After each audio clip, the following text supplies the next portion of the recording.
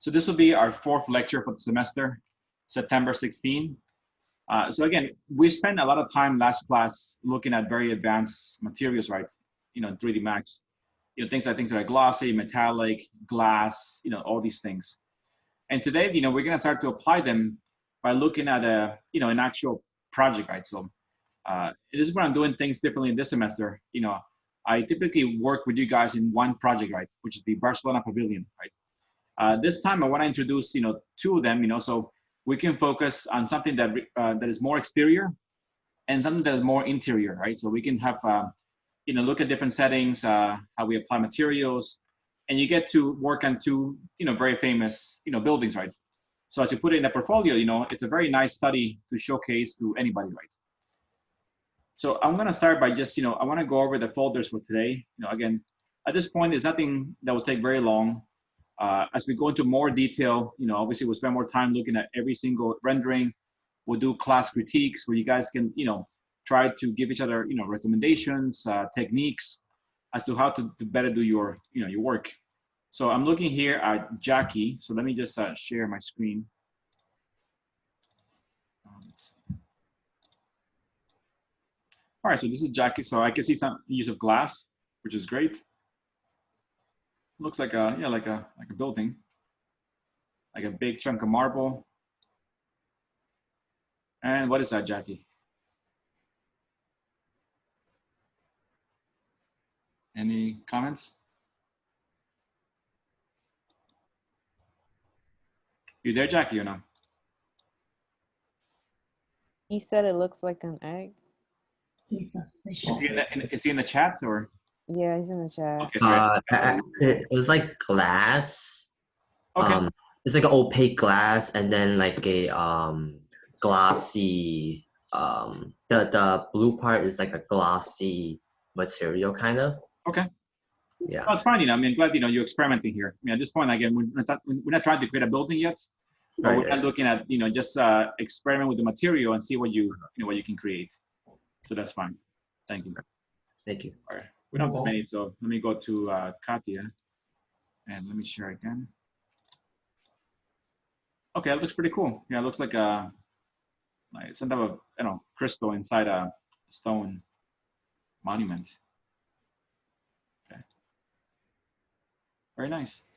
I see glass, metal, steel, and different materials. Okay. Let me go to Michael. Michael, are you there? Yeah, it's gonna be pretty nice. Are you there? Yeah.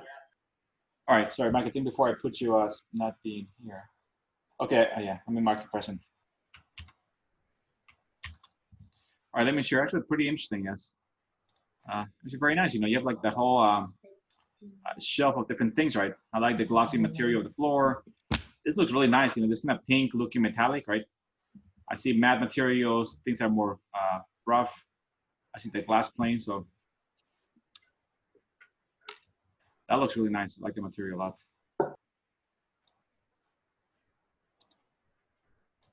Perfect. Also like how the light here, right?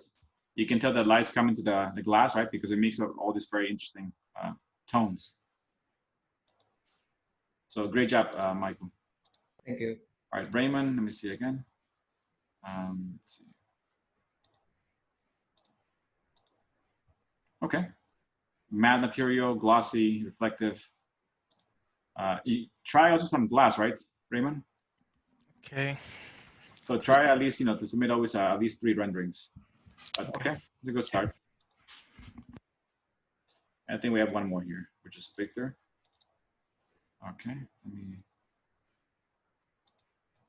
Victor, I think you're rendering at a very low resolution. It's at the 1000 by 600, I believe, something like that. Oh yeah. Okay. Yeah. Yeah, very nice. You know, have the very matte looking material like sandblasted glass, different color glass, chrome, metal. That's pretty nice. I like that. Yeah. You can attempt to make it like a stained window. Yeah, excellent job. Thank you. Let me just check here the properties here. It feels a little bit small, the rendering side, I guess. Right now, this is 512 by 321, so it's a very small rendering. So later, just check the settings, make sure you're rendering at, it was 1024 by 683. But otherwise, everything else looks great. So it looks like I only got, 5 people from the class. So, when you have time, and get it done, put it back, and if we have to, we'll review it again, next class, right? Or just if you do it, during the week, send me an email and I'll go back and check it. All right, guys? Yes. Okay, thank you. So where are yours, Sonabar? No time? No, I got it yesterday, and I have my brother studying architecture as well, so computer was busy. Is he studying also at the same school? Yeah. Yeah, okay. Mm-hmm. Is he in the first year or no?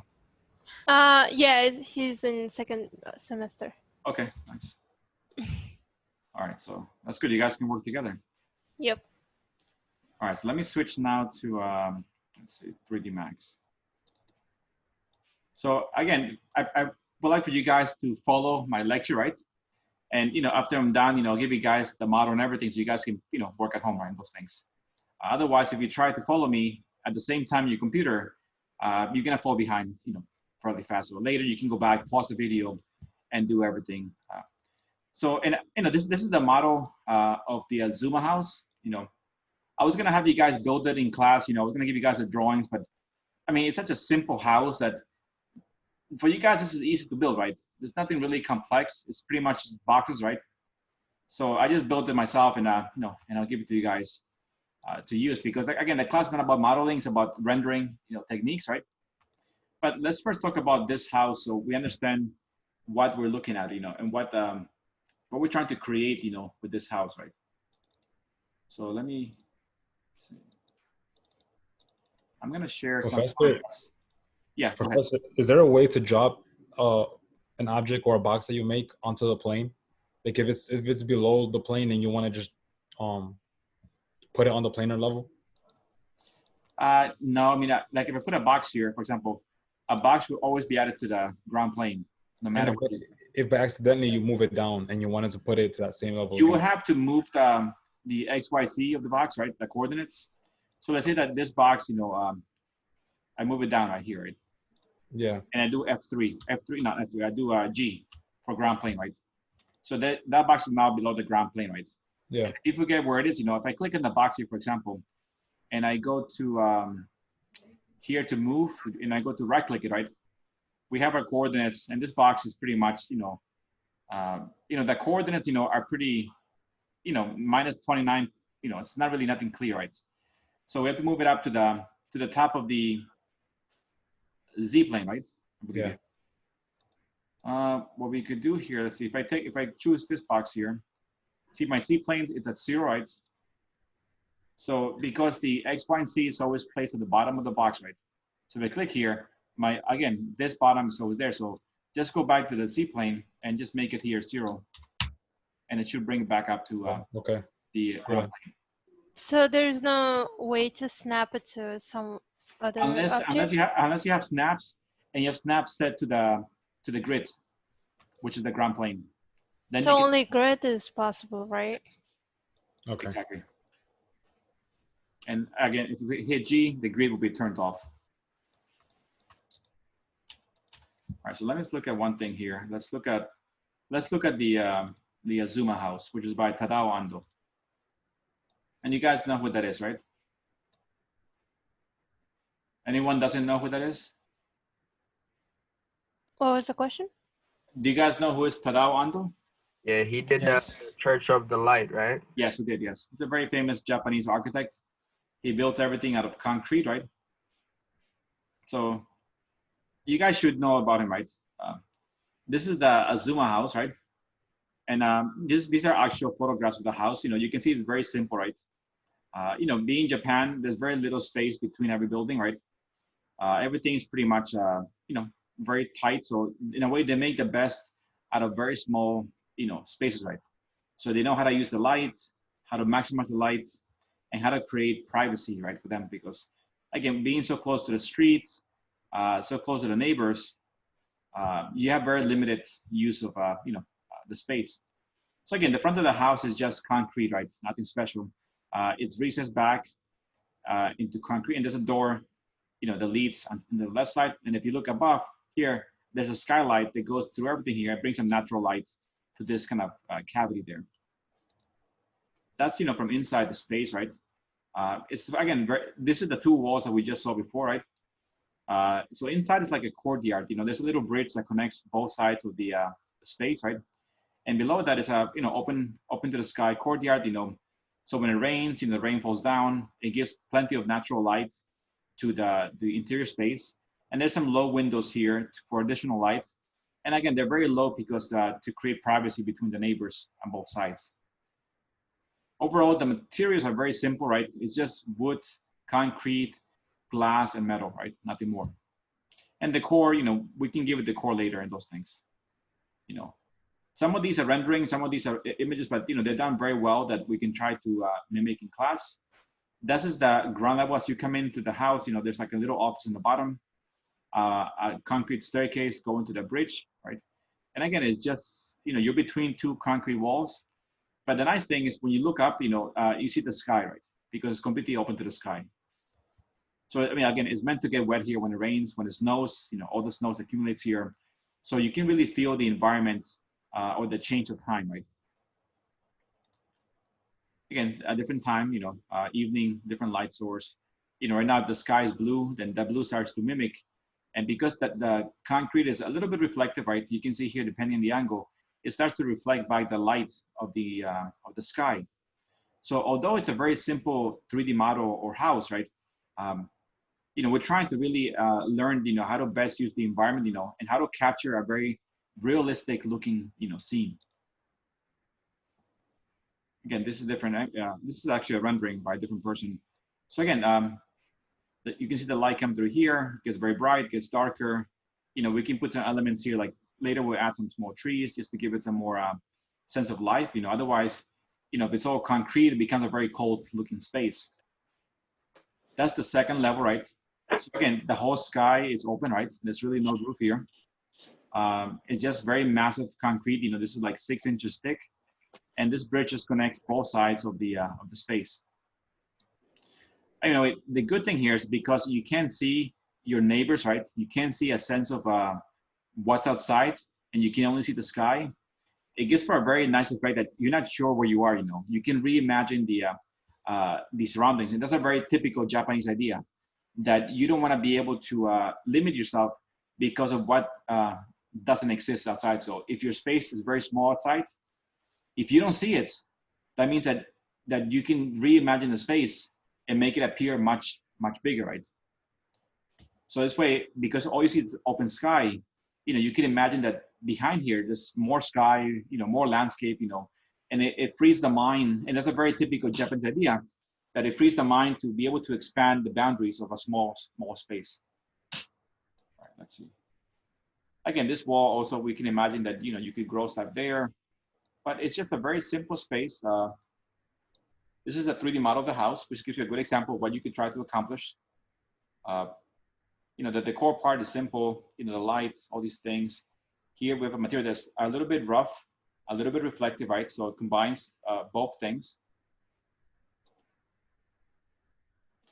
Again, in one thing about making, these are also renderings of the space, right? So when you make a rendering, right, you have to be almost like a set designer, right? You can't just point the camera and shoot, right? You have to capture the environment, you have to set the scene, you have to put props, right?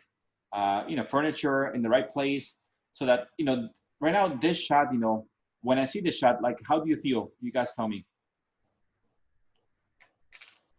What are you trying to capture in a photograph or a rendering?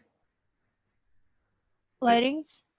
Just What's that? Lighting, yes, okay. And When you say how we feel, what do you mean? Like, So like, okay, when you take a photograph, right, of something, right, the photograph, you're gonna show it to somebody else, right? It could be an audience, your friends, right? And something like a professional shot, that you're gonna share with, let's say, everyone, right? You wanna capture something that the audience will be able to relate, right?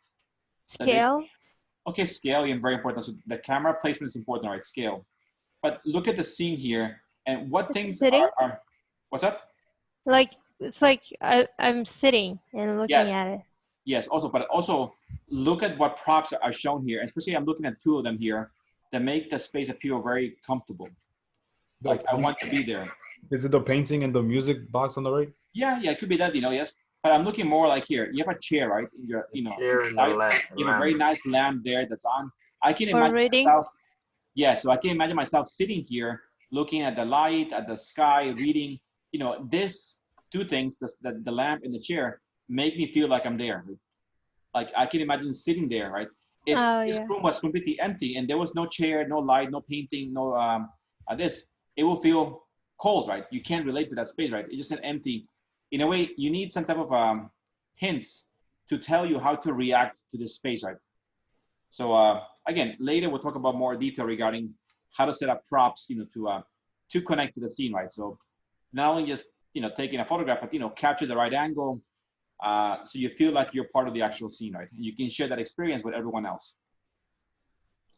Professor, Yes, Victor. 3ds Max has a library for furniture, or we have to make them?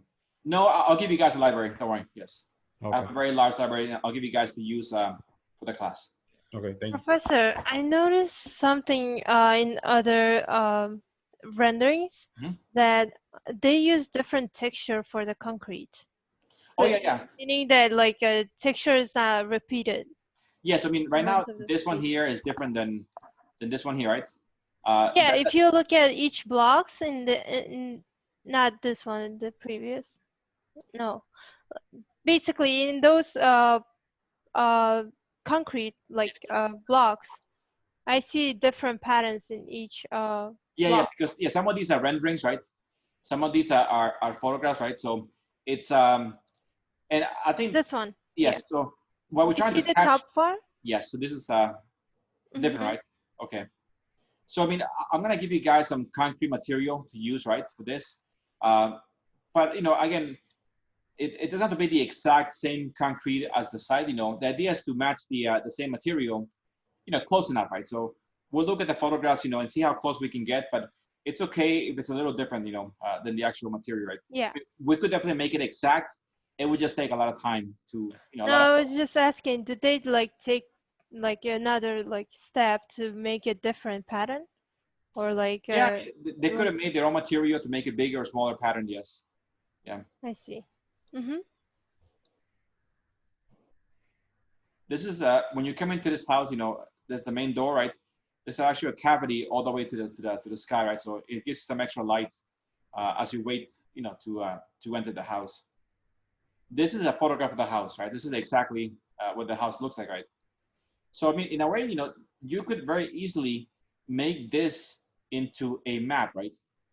And we'll do it, yes. So I mean, things that are inside, again, a map is simply taking a photograph of something, right?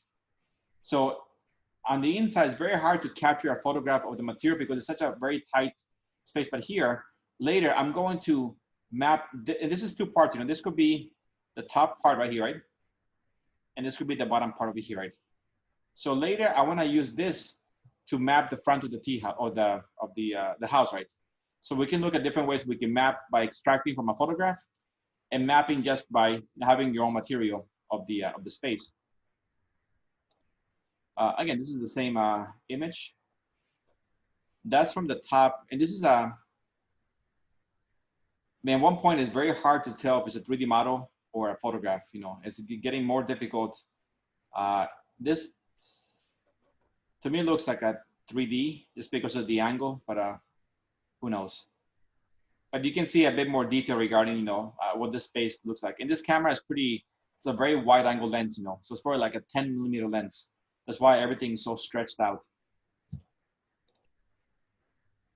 Okay, that's the inside here again. And we can see here that this is a very small, and again, the material is very simple. We have here the floors are I know it's a very bad image here, but it's timber boards.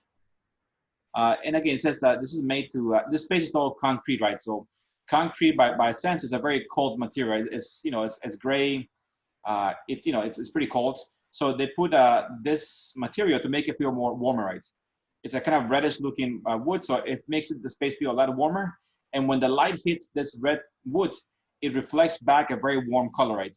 So again, helping to the bottom floor, which is all the bottom here, and same thing with this little area here, is a slate material, right? It's like a gray slate. And then the front, the sides are, it's a concrete cast. So that's pretty much it. There's not really not much to do here. But again, we can expand the materials. We can start to look at atmosphere, and getting the right quality of light. Here, so you can see this is pretty much an opening here for light, right? This is the bedroom, right? That's the office, kitchen, and entry, right? And this is like a small, courtyard. Okay, so Professor, do you want us to do a section 2? No. This is just to show you guys exactly what's happening inside the space. So Okay. you kind of understand the location. Because again, it's very small. So this is why I'm showing these things. Okay, so this is the house, right? First, you can always do a bit more research in the house, right? But also the reason why I picked these photographs, right, is I'm going to give you guys these photographs afterwards, right, in the same folder. And I want you guys later, to, try to match an angle, because one of the things we'll learn also is how do we try to match the same angle as a camera, right? Imagine you have a photograph of a scene and you want to get the same scene in 3D. So we'll try to take one of these shots, and try to match the camera to match the same level of the camera, the same angle, the same view, right? And all these things in the shot. All right, so I think that gives you a quick introduction to, the house. It's a very simple house. And you can see here in this 3D model, the same thing, right? The model, if I take this wall and I hide it, again, it's very simple, right? It has a staircase in the middle, has this area here, that bridge that connects both sides, has the entrance here, and this entrance has it's a little light well that comes through here all the way down through here, right? So it goes all the way up there. Let's see, it has some small windows, on the side. So again, this model, you guys can model easily, right? I assume, right? So again, so the idea here again is to take it and start to map it, right? If I do unhide all, okay, so pretty much here, we'll start looking at how to map this. But before that, let's learn something new, right? So in order to better understand the lighting of the scene, I want to start working with a much more realistic sky, right? A sky that we can see clouds, and such things, so we get a better sense of the space, right? So looking at the environment, right? So let's do that today. Let's start by doing that today in class, looking at the environment and how we can make a sky dome, right? And I'll give you guys those things also afterwards. All right, so this is a new file. When you get the file, I made it so it's a 2019 file. That means if you have 2021, you can open it, or anything in between, right? Because once I save it in 2021, I can't go backwards anymore, right? So the one I give you guys, it'll be a 2019, so it should open in any 3D Max software. All right, so let's start here. So let's first of all, because it's a new scene, let me just check my settings, right? I'll go to customize units. I'm in US, lighting's American, that's good. And then let me set up my my rendering, right? So I'm gonna change this to V-Ray. And this you guys should know. So I'm gonna set my output size to Vista Vision and 1024 by 683. V-Ray here for now, there's no change. Make sure it's in progressive. Under GI, I will set the top one to be Irradiance map, the second one to be light cache. So then I'm gonna make the Irradiance map change from high to very low. This is for, again, everything from last week, right? So I'll change the light cache from, let's see, from 1000 over to 500. And that'll give me some basic settings, to have, right? Next, again, I'm doing everything from scratch. So that means I'm setting up everything again. So next, I want to have a camera in my scene. So I'm going to go to cameras, physical camera. And for now, let's put a camera, outside, somewhere by the entrance. Where's the entrance? Over here. So I'll put a camera here. You can see the camera right there. Once the camera is there, I'm gonna go to orthographic here, go to cameras. And this time I will start naming my cameras because I wanna be more clear. I'm gonna click the camera and we're gonna call this entrance. So I'm gonna pick now the camera there. In this view, I'm gonna click orthographic and select the entrance. So there's my entrance view, right? So again, when I put any object in 3D Max, whether it's a camera or the sun, it always gets added to the horizon line. So you have to always pick it up, you know, and bring it here. And again, bring it up to something like eye level, right? So something like here is about 5'9". Okay, I'm gonna pick this. I'm gonna change the angle from 40 millimeters to, let's do 24 millimeters, okay? So that gives me a bit more, I can see more, and I can come a little closer to my shot, something like that. Okay, so my camera's there. What's missing now? What do I need? Sun. Yes, so let's put a sun. We'll do a V-ray sun here. And for now, I'm gonna put the sun, you know, coming this way. For this, always hit yes, you know, that's your ambient light. Once the sun is shown there, I'm gonna pick the back of the sun and just move it into the sky. Okay. This view that has the black background, right? I'm gonna change the black background and go to the last tab here and go to viewport background and go gradient color. It gives you a better sense of a 3D space. And once I put the sun and the camera, what's the last thing I do before I can start rendering? The planar surface. Before that, if I render now, it's gonna be overexposed, the whole shot. It's gonna look very white. So what do I need to add? Background.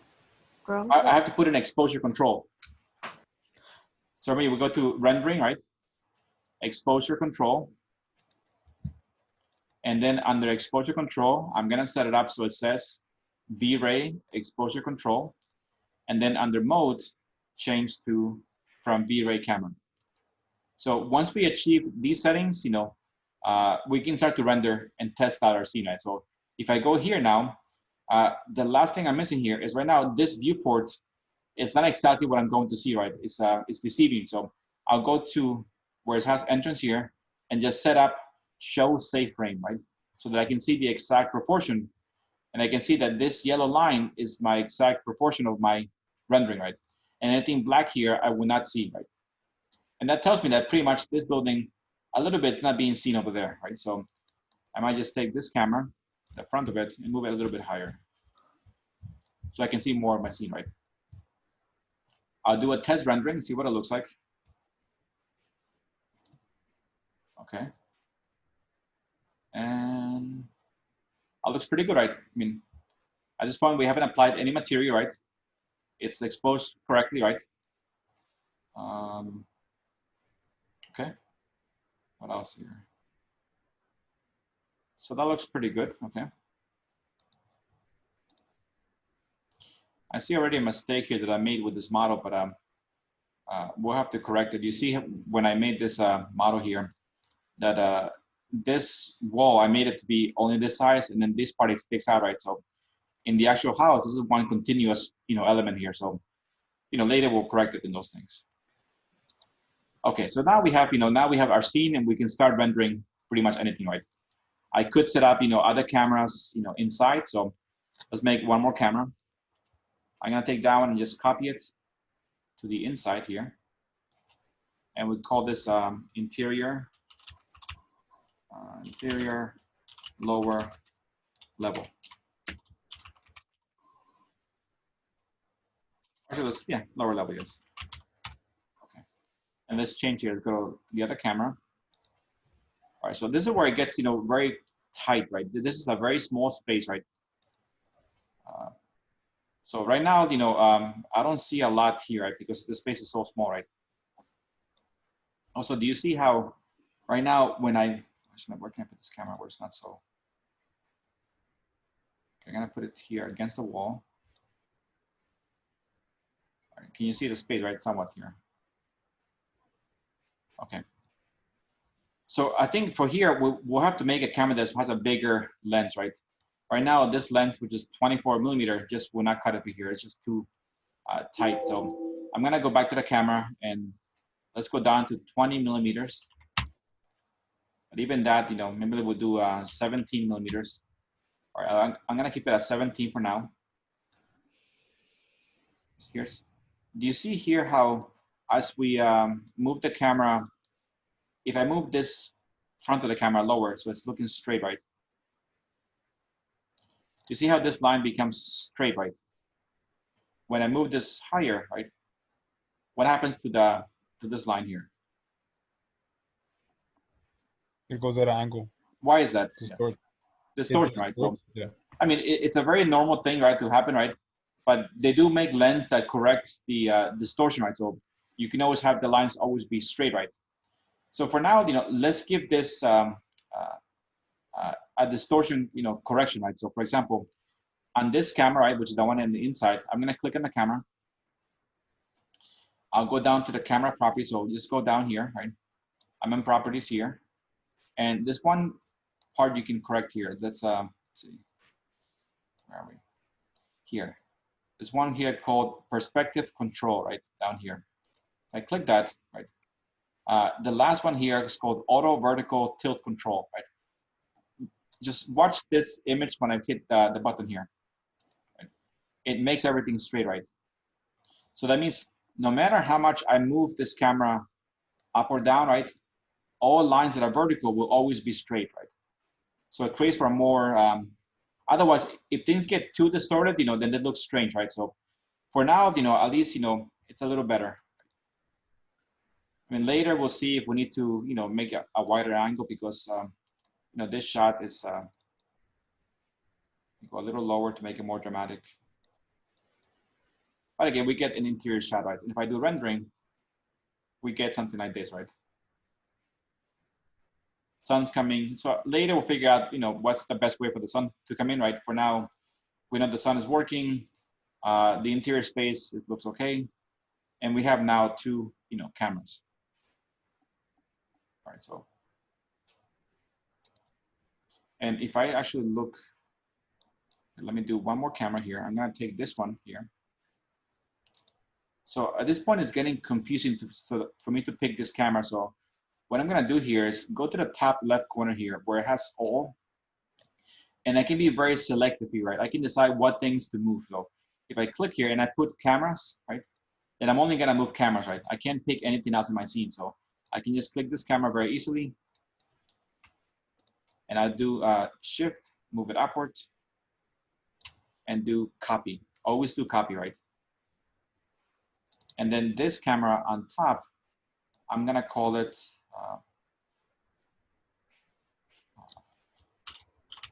upper level bridge. So now we have here 3 cameras: entrance, interior, lower level, and upper level bridge.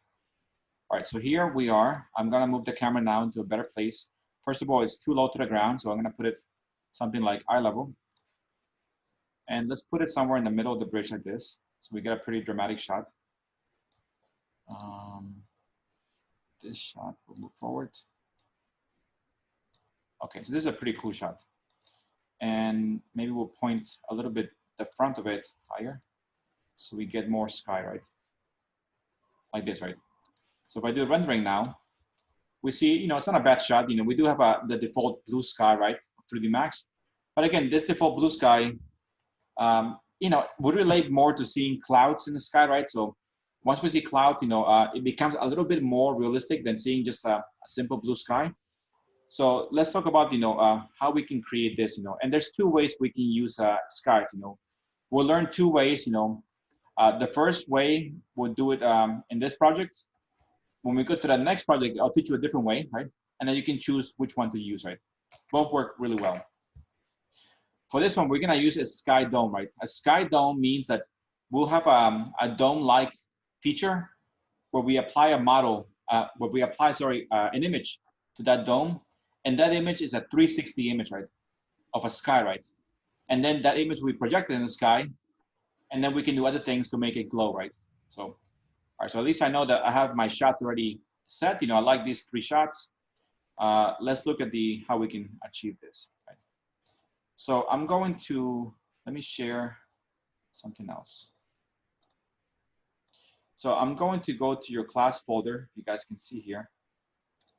And I'm gonna keep adding new stuff to folder number 4. This is the course material, right? So right now, again, this is from last week. This is just testing, so this, you know, we don't need that much anymore. But I'm gonna keep putting new folders every week. This is the first folder called 01-Sky Dome, right? So this folder just includes here a 3D file, which is a file of a sky dome, right? Simply a dome, and it has all these different materials, right? So if I go to, let's see if I can see this. Stop sharing. These are just 360 images of different skies, right? So they're high resolution, right?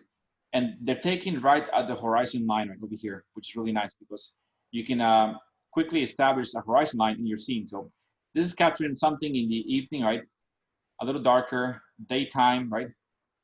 Daytime sky, you know, dusk when it gets blue, evening, clouds, very dramatic evening, right? So all these have a huge presence on the whole scene because depending on the color of the sky is gonna affect the color of the entire scene, right? So for now, we'll start with this one here. It's just simply, it's called Fall Skies Blue, right? So again, so let's go over all these details here. All right, so let me, let's see what we do here.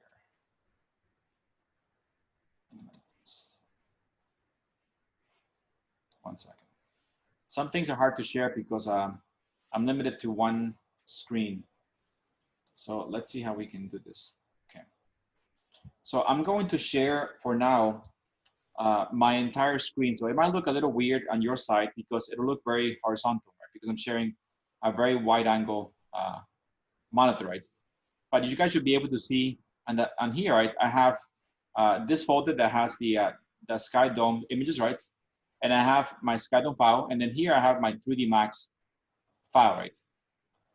So it's very important here now to, the way that I'm going to add this, I'm going to take this file, Sky Dome, and drag and drop, right? So I'm going to, first of all, maximize the top view, right?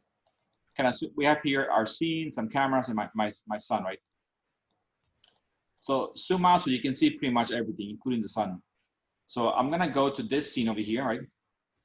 And I'm gonna drag the Sky Dome, you can see here, and I'm gonna drop it here, right? And do merge file, right? So you wanna merge between this file and the other one, and do merge. This, you can close this. This is something new, actually. Don't need that, okay. Just close it, right? And then here we have this dome, right? So if I go to a different view, it's pretty much just a dome, right? Let me see if I can go here. That's all it is, right? It's a simple dome, right? If I do F3, 1 second. There. That's what it is, you know, it's a simple dome, right? But the dome, you know, it's hollow on the inside, right? So right now it's hard to see, but you know, we'll put something on it afterwards. So the next thing is I want to move this dome to the center of my scene, right? So right now I can't pick it because I still have camera selected. So just go to the tab here and go back to all, so we can select any object. I will click on this dome, right? And I move this dome into space right here. And I'm gonna make it big enough. So I'm gonna click the scale, right? Click in the middle here and just gonna make it big enough so it covers even the sun right here. And just put it in the middle of the space, right? Pretty much. So if I look at this view here, which is a frontal view, we have here this dome, you know, again, it's added at the exact, you know, area of the horizon line, right? And the dome, you know, it's okay if the sun is outside, doesn't really matter. But let's see how this dome, you know, functions, right? So once we have the dome here, we have to apply a material to the dome that looks like the sky, right? So let me maximize this view here, right? So I'm gonna go to my material tab right here. And this you guys should know already pretty well, right? I'm gonna start here fresh and I'm gonna click on this, and I want to hit, I want to put a simple V-Ray material, right? I'm going to call this Sky Dome, right? Give it always a name. And now I just want to give this dome a material, right? So I'm going to maximize this, right? And at this point, you know, this dome, we don't care about glossiness, refraction, none of those things. Just simple material. So go to maps, go to diffuse, right? We go to bitmap. And I'm gonna go to that folder that I gave you guys. And I'm gonna load that material. So it should be fall 2020. Course material. And here's the sky dome, right? So I'm gonna pick the one that says fall skies blue, right? And there's the sky dome, right? So you guys, it's already applied to this sphere, right? Again, we don't care about being glossy or anything else. It's just the most simplest material to be applied here. So once you load the sky dome applied here, and again, I added the sky dome to the diffuse, right? Diffuse, right? Here's the map, right? And here's the source, right? So I'm gonna pick the sky dome, right? Select this and apply. And you see how it applied it, right? So it applied the sky dome, you know, it's a 360 image, right? So, I mean, there might be a seam here, but we can always move it, you know. But I guess we take an image now that is 360 and apply to a dome, right? Same thing on the inside. And what this does, you know, is you know, we can create better lighting. And plus, because it has the curvature, right, of the Earth, right? It gives you a better sense of perception, right? And depth in the scene. So let's see what it looks like inside our model. So we can see in this shot, right? Now that if I maximize it, there's my sky dome, right? Over here, right? Again, I can always pick the sky dome here, and I can always do, you know, rotate it here to get better clouds, right? Better sense of space there. Okay, but let's see what happens when I render, because there'll be a mistake here. Let me do render. What's happening? What did I do? So why is it dark? Yes. The sun was left outside the dome. Yeah, Yeah. correct, yes. So again, this thing, it's a shape, right? It's a 3D model, so that means that the sun is not passing through this shape, right? So, I mean, even if the sun is inside, you know, sometimes it has problems. So the way to address this is to make this shape invisible for just the sun, right? So what I do here is I pick the sun, right? First of all, pick this item and check the name. It's called Sky Dome 01. I'm gonna change the name to just Sky Dome to make it more simple. And then again, check, it's called Sky Dome. Click on the sun, right? And then the sun, go down to where it says exclude, right? You see here, right? I'm gonna click exclude, and I'm going to exclude the sky dome from being seen by the sun. So here's the sky dome, right? I'm gonna move it to the right. And now this element is excluded from illumination and from casting any shadows, right? So I do okay. So this sky dome is visible to everything, but only to the sun, it's invisible, right? So again, let's try again to render and see what it looks like now. All right, so now we get the shadows back, right? But you know, what's wrong with the sky, you know?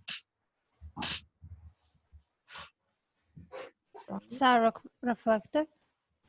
Yeah, but what does it look like, you know?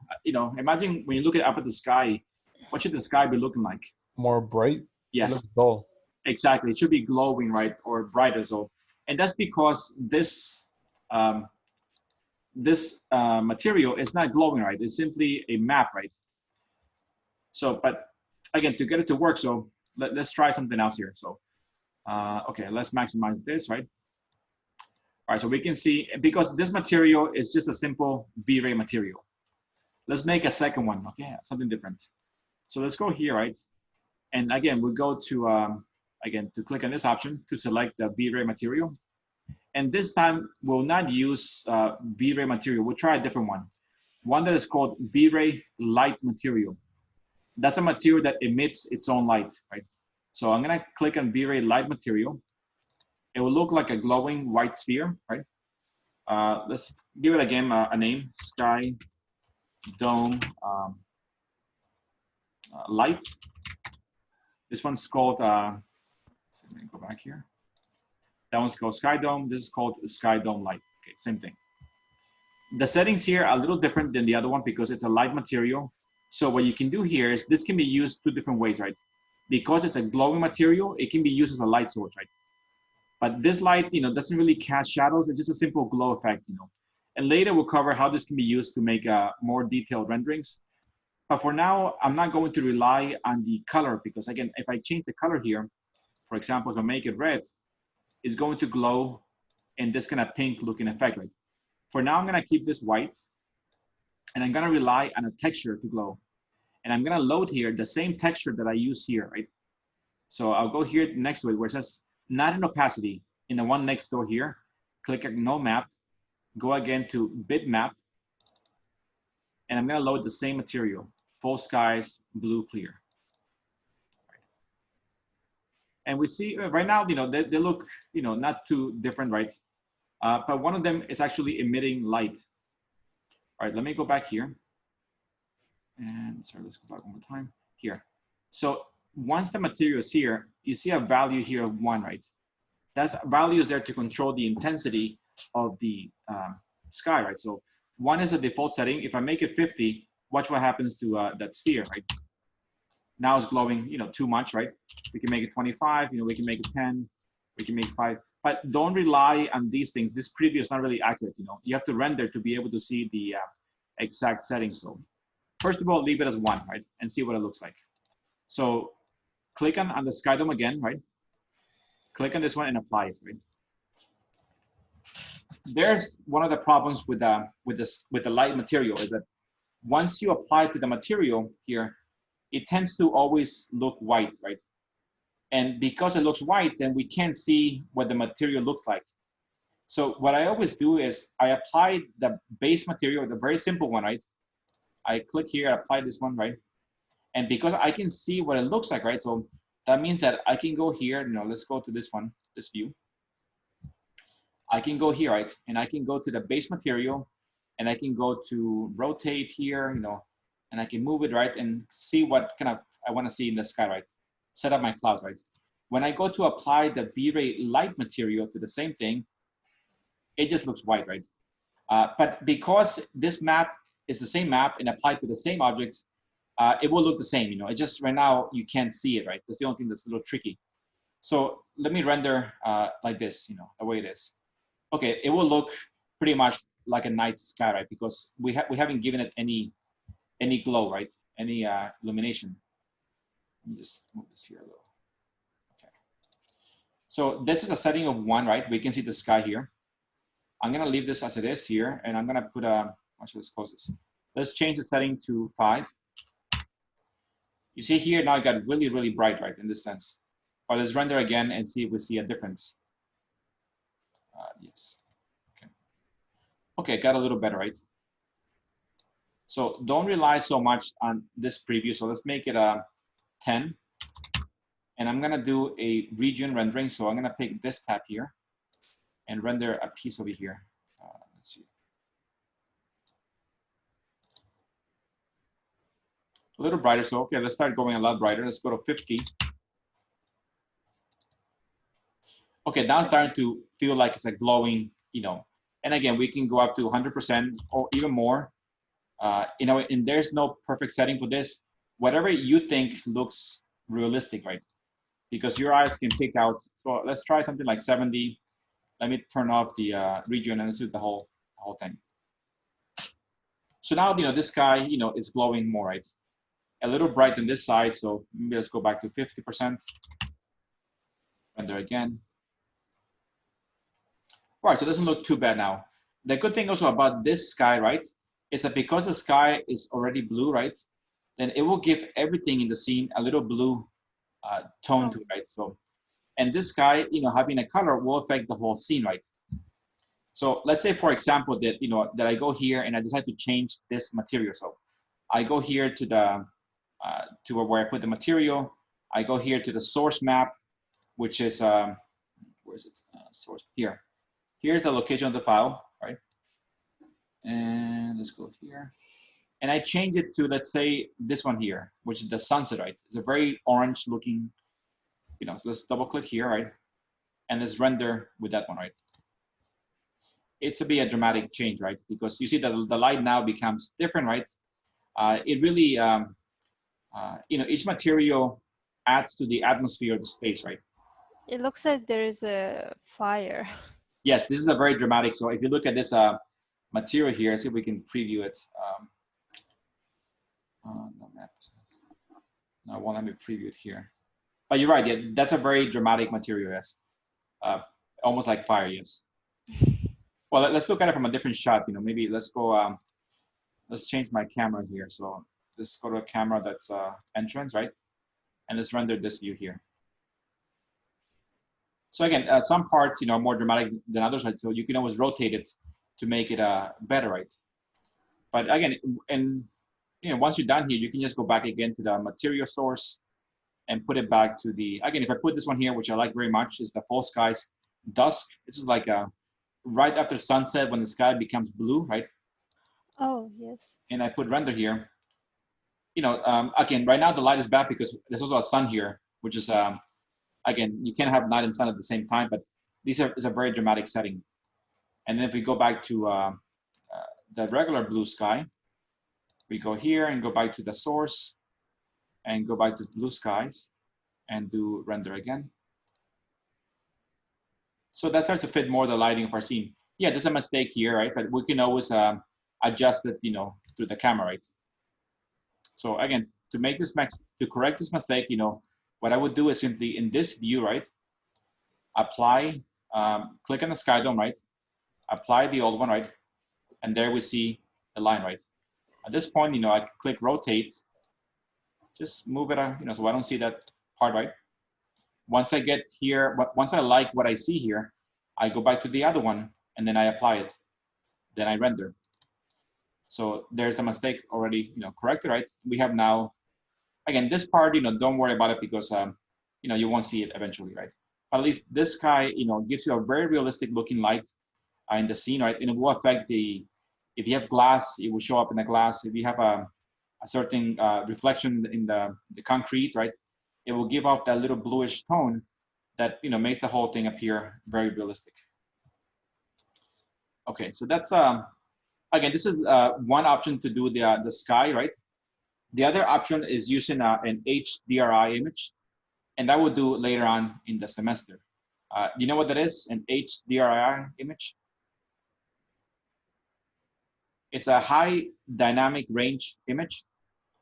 I think your phones typically take those images, you know. What it does is it combines 3 images into one shot, you know. So it takes that images at the right exposure, it takes an image at overexposed and one underexposed, and puts it together into one image. So it gives you an image with a very high range of light, right? So you can make it brighter, you can make it darker, and it could become a night scene, a day scene. You can really modify it. So we'll do that eventually, you know, in another class. But for now, you know, we'll learn 2 different ways that we can achieve a better, very, you know, realistic looking sky. Okay, let me test out my other views.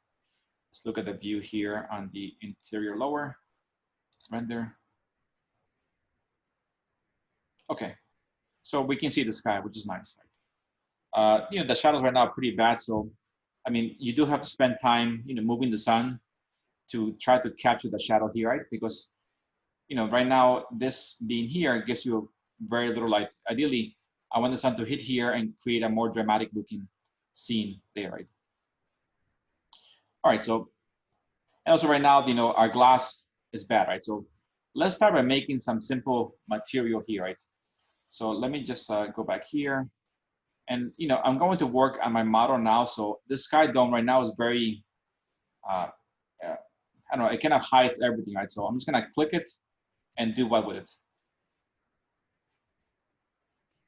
Ready? Yes. I'm gonna just go to display. I'm gonna hide the sky dome right for now, so that I can focus here, right? And ideally, let's see, if I click on this, right, and I do right click it and isolate, So I grouped everything into, you know, this thing, right? So pretty much everything here is called glass, right? You can always ungroup it, right, in those things. So ideally, we have to apply glass to this, right? So again, we'll do everything step by step, you know. Let's make a glass, right? So I'm gonna click here. And you guys should know how to make glass. So you guys tell me what to do. So I'm gonna go first of all to put a basic material. I'm gonna call it glass. All right, so how do I make my glass? Diffuse, what do I put here? What color do I typically use for glass? Like a charcoal type of gray. Yes, so let's make it a charcoal gray, okay. Reflect. Closer to white, because black is you won't see Yes. anything. It won't Okay. reflect. So let's start something, I think in a way, let's start something closer to like this gray here. Yeah. If you go too into the whites, it becomes like a mirror glass, right? But you know, for now, I'll start here, and then we can always go back and make it more glossy. All right, so let's start there, and then what do we need next? One more thing. To turn off that that option. Yes, perfect. Turn off Fresnel because it'll be a perfectly smooth surface. There we go. And what's the last thing we need here? In the next menu underneath, the refract, I believe. And where should I put this? In the gray tone as well. Well, this actually, because it's glass, I'm gonna go very close to white, pretty much almost to white. Yeah. And give it a second to update there. So now we have, you know, this, you know, element here, right? So for now, you know, this is, you know, let's try it out, see what it looks like. We can always go back and edit. I'm gonna click on this, right? Select it and apply, right? Now let me do an isolate. And let's just render again here and see how the glass looks. All right, at least we can see inside the space, right? We don't see the sky dome, right? Why is that? It's hidden. Yeah, so at this point, let's bring it back. So I'm gonna do unhide all because I want the sky dome to give us a more realistic looking glass, right? So let's try again. Perfect. So now we can see that we can see the glass, you know, showing the sky, right? Even over here a little bit, right? If I do the next rendering, the one on the second level, upper level bridge, render again. Okay, so I mean, this is where we can later decide, you know, right now, this glass is fairly reflective, right? We can't see inside, right? And that's, you know, it could be a number of things, you know, either when it's very sunny, right, the glass reflects more of the outside, right? It's like having, you know, a room at night, you know, if the lights are turned off, the glass becomes like a mirror, right? Once you turn the lights on in the room, the glass becomes more transparent, right? So you could go back at this point, you know, because we're just starting out, you know, just put a basic glass and, you know, don't make any change, you know, because I'm going to rely on once we change those materials here to look more, you know, realistic, right, in the scenes. Right now, it will look kind of fake, right? But at least, you know, we can see a bit more, you know, detail there. Okay. Let's see here. Are we doing okay, guys? Yeah. Okay, good. Yes. Let me turn off again the sky dome. So again, this is fairly, let's see if we can do this. Let me go back to one shot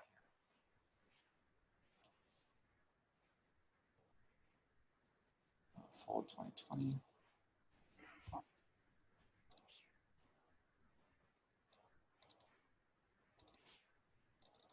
All right, let me share something here. So let's start something on the outside to give a better impression. Share screen. So this is the outside space, right? This is the front facade of this building right here. So I'm hoping that my model, you know, is precise and it looks like that. So if you guys look at my model, I think it's pretty close. So let's see if we can try to map this object right here, right, to the front of this one, right, of the, so what you see, obviously this map extends out to the whole edge right over here, right? And if I go back to my model here, I did make a mistake when I built this thing, is that I didn't extend this thing to be all to the edge, right? It's kind of out to the side there. So let's see if we can make a correction here. So what I'm gonna do here is I'm gonna pick this wall, right? I'll do convert to editable mesh, right? And I'm gonna pick the vertex. I'm gonna pick this one here, and also the one on the bottom. I'm hitting Control, and I'm gonna move this to over here. So I'm gonna turn my snaps on, right click it, and I want just endpoints, nothing else. And I'm gonna pick from this endpoint, I'm gonna move this to there. You guys see what I did, right? Okay, on the other side, the same thing. Let's go. So this side, is it, I'm gonna right click again, convert to editable mesh, click on vertex, pick this one, and also the bottom one.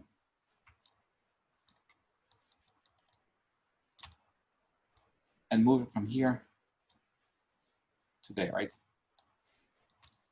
Next, what's next? Move the green into the. Okay, yes. So I'm gonna take this one here, right? Right. And I'll do the same thing, you know, convert to editable mesh, right? Select again vertex. I'm gonna pick this one here, and also this one here, and just drag it out to here. So we get a better sense of the whole facade being one piece instead of two. And then we'll move it here. Okay. So that is a little bit of, you know, modifying the model, right? But you guys can also try it, you know, so you can learn other skills there. So next, you know, again, if I take this element here and I right click it and isolate it, it is a pretty large piece, right? It includes this, it includes part of the underneath here. So, which is fine because, you know, things like here, right? You won't see it because it's between the wall, right? And things like below here, the ceiling, what you could do later is you can detach certain parts, right? And apply different, you know, materials. For now, I want to just detach this facade so that I can freely apply something to just the front. So I'm gonna click on this, right? Go down to the, you know, properties, go to polygon and pick the front, right? And I'm gonna do detach, and I'm gonna call it front facade, right? Let's do and isolate, right? When I click here, this should be the front facade, right? But you see that when I pick, so this thing used to belong to this element, so that means the X, Y, and Z is still centered to the old element, right? So once you detach it, you know, it keeps its old coordinates. But what you can do here is select the object, right? And go to this tab over here. This is called hierarchy. Click on hierarchy, go to affect pivot only, and do center to object. And it's gonna move the X, Y, and Z to the center of that object. So now when I go to move it, I'm picking exactly in this element. I'm not picking the other one. All right, so we have now detached. I'm going to right click it, isolate it, and we have pretty much this front piece detached, right? Let's go to Photoshop for a second. Again, in the way that I teach the class, you know, I'm always gonna try everything that you guys do. I go through step by step through, so in a way I'm building the model at the same time as building yours, right? So we can do all these things together. All right, let me just open something here.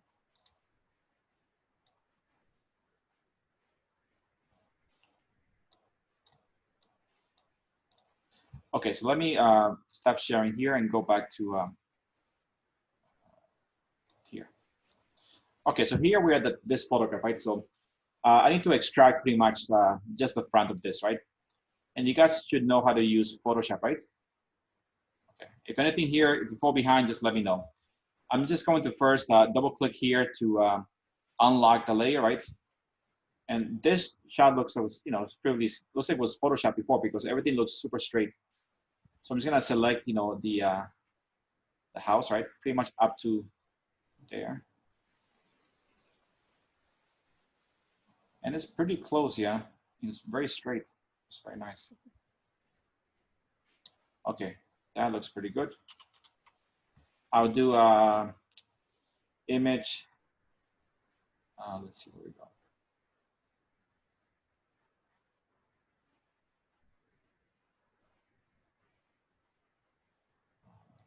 Image adjustments.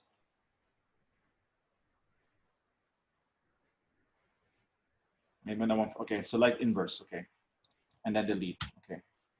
Then I'm going to just pick this part here. Again, do as detailed as possible in here. I'm doing it pretty fast, so you guys can take more time with this. And delete that, right? Let's see. Okay. Next, again, now I can move this thing, to the corner here, right? And I'm gonna, you can put some guides there. And I'm going to just select this image, right? And I'll do image crop, right? Let's see here. Okay, so let's see how this looks. We can always, first of all, let's try to save this as a PNG file, right? So this way it keeps this as being a PNG file is something that has no background, right? You guys, I assume you know those things, right? So I'm gonna save this file as a PNG. So let's do file, save as. I'll look as a PNG.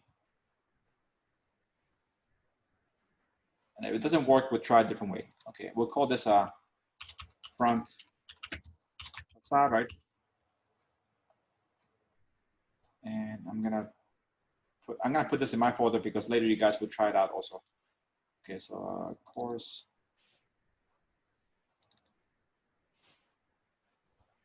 And from now on, make sure that you guys are saving every material in the same folder where you have your 3D model, right? That's very important because you want Max to be able to reconnect to those materials every time. So wherever you're saving your 3D Max file, in that same folder, save all your materials. So I'm gonna put as a large file size, okay. All right, so let's see how this looks over here. Let's switch back now to 3D Max. Okay. Yes, let's go to materials, right? And let's go down here. Let's start fresh. Let's go to V-Ray material. We'll call this front facade. For now, ignore all these things here. We're just going to go to maps and diffuse, right? And under diffuse, again, look for bitmap. And I'm going to load that material. Here. Okay, let's see how this works. Okay, so black means that it has no background, right, material. And let's see how this applies to this. So, all right, let's try it out. So like that, apply it. Okay.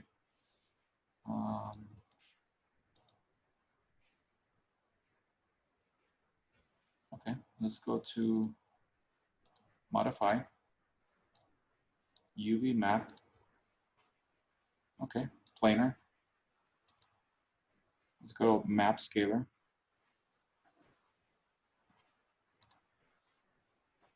That's not looking good.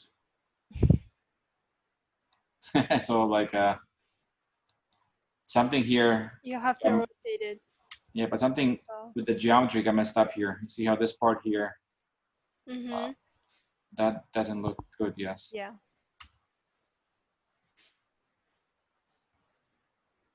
Yeah, this part, it means something is off with the geometry here. I mean, sometimes it could be a matter of when I detach the file, right? All right, let's try something else. Let me delete this, delete that.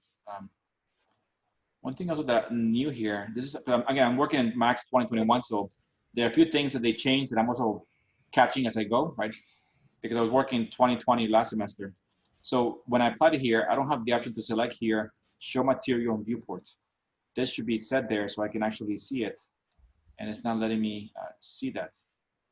Okay. It might be probably because you just adjust the edges. Yes. Yes, I think so as well.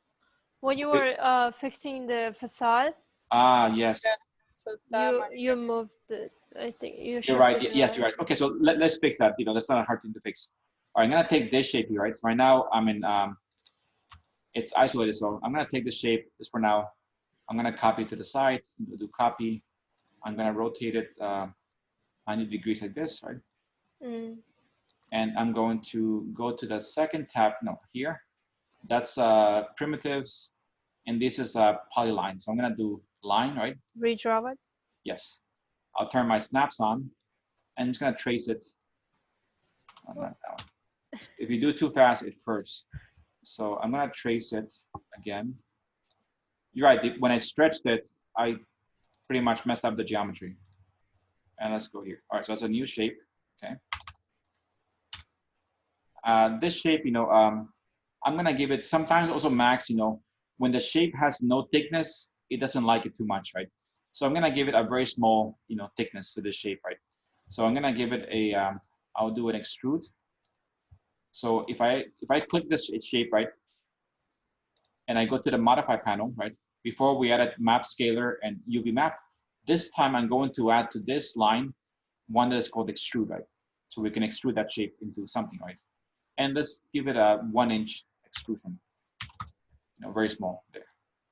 Next, you know, I'm going to go back to rotate, bring it back up again, turn my snaps off, 90 degrees.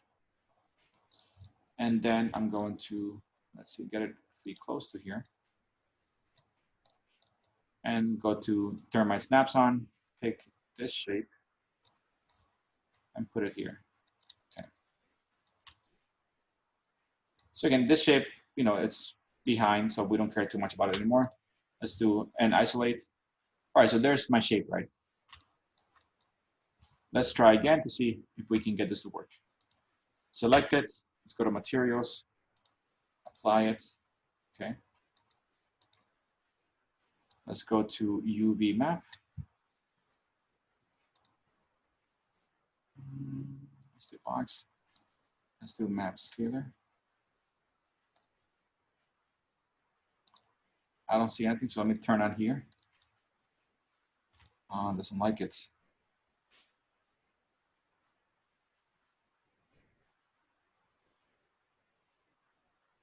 I Doesn't think like. you just have to like get the measurements or mirror, like do the half and mirror it. It could be, yeah. From the line. Let me try one more thing here. Let me go back quickly here to, let's go back to Photoshop here. Okay. Let me just, okay, I'm gonna put here quickly a black background. Let's see here.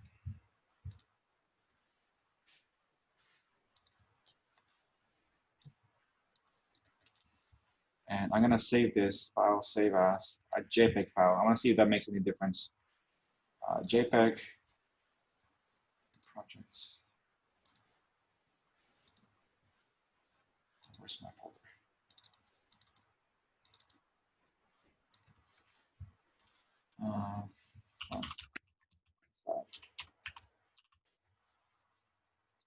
JPEG, okay, save. Okay, let's try that. Let me go back to,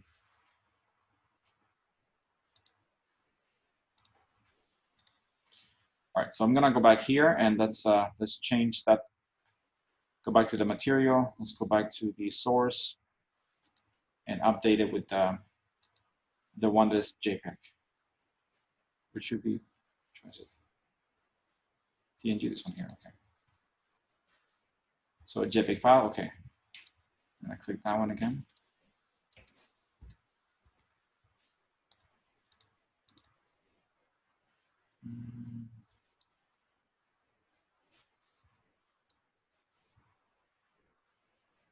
Okay, if that doesn't work through here, let's try something else. Okay, delete that. Okay, here, apply this one.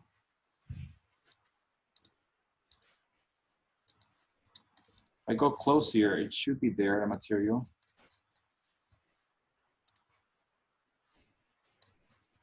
I'm trying to zoom in here closer.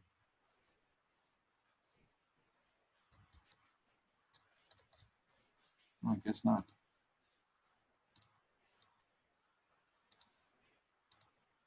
I mean, they changed a few things from 2020. So it's, the process is a little different. So I'm just trying to figure out as I go here, the process of material here. Position and coordinates. This is all new from 2020. So they changed the whole layout here. So under position and scale, UV, I'm gonna add here a, yeah, they changed as well. Here, UVW coordinates. Let's see.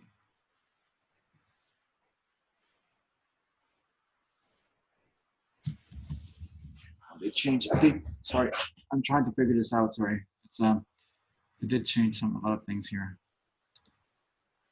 Maybe try to Google it. Yeah, I mean, I'm pretty sure, I mean, yeah, there's something that they made here. If not, we'll do it a different way because I don't want to waste time.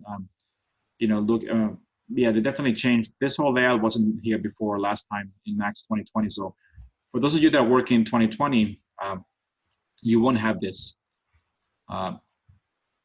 So right now what's missing here is the, let me make the scale here. So it's not showing anything, so. Scale 10, make any difference? Changing color. It's getting darker, right? It's doing something? Yeah. I think it's just repeating like more and more. So it's getting darker. Yes, so that to make it smaller. Let's see, there we go. Okay, so it's making smaller. All black. So now we see it here, right? It's getting a little smaller. Yeah. Okay, so let's do it 0.005. Okay, so it is doing something. It just it's a very small scale there. Let me go back here.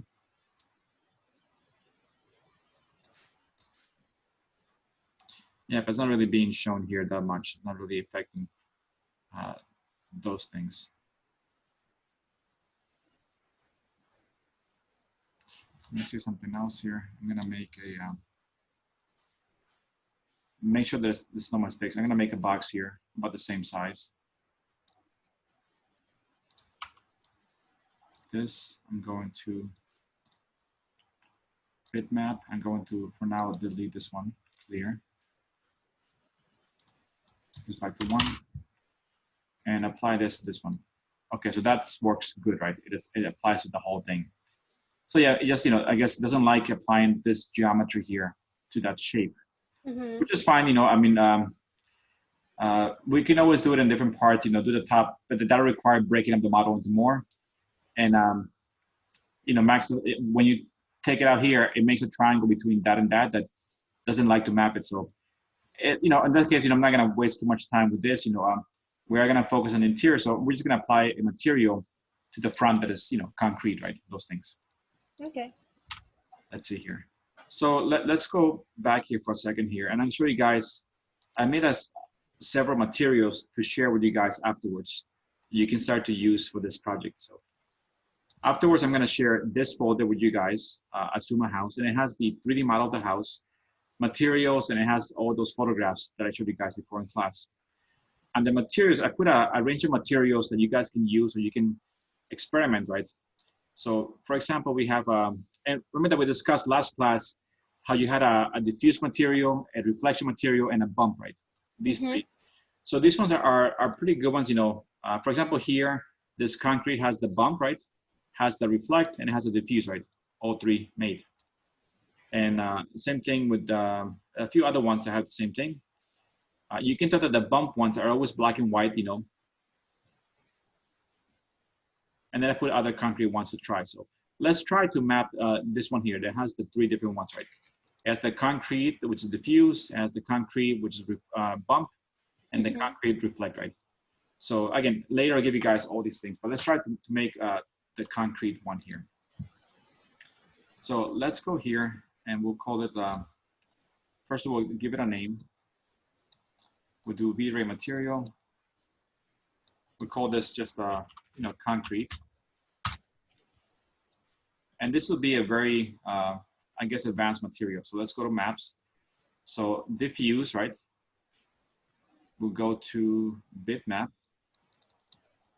And let's go to that folder, materials. And I'm gonna add for the diffuse, this one here, concrete.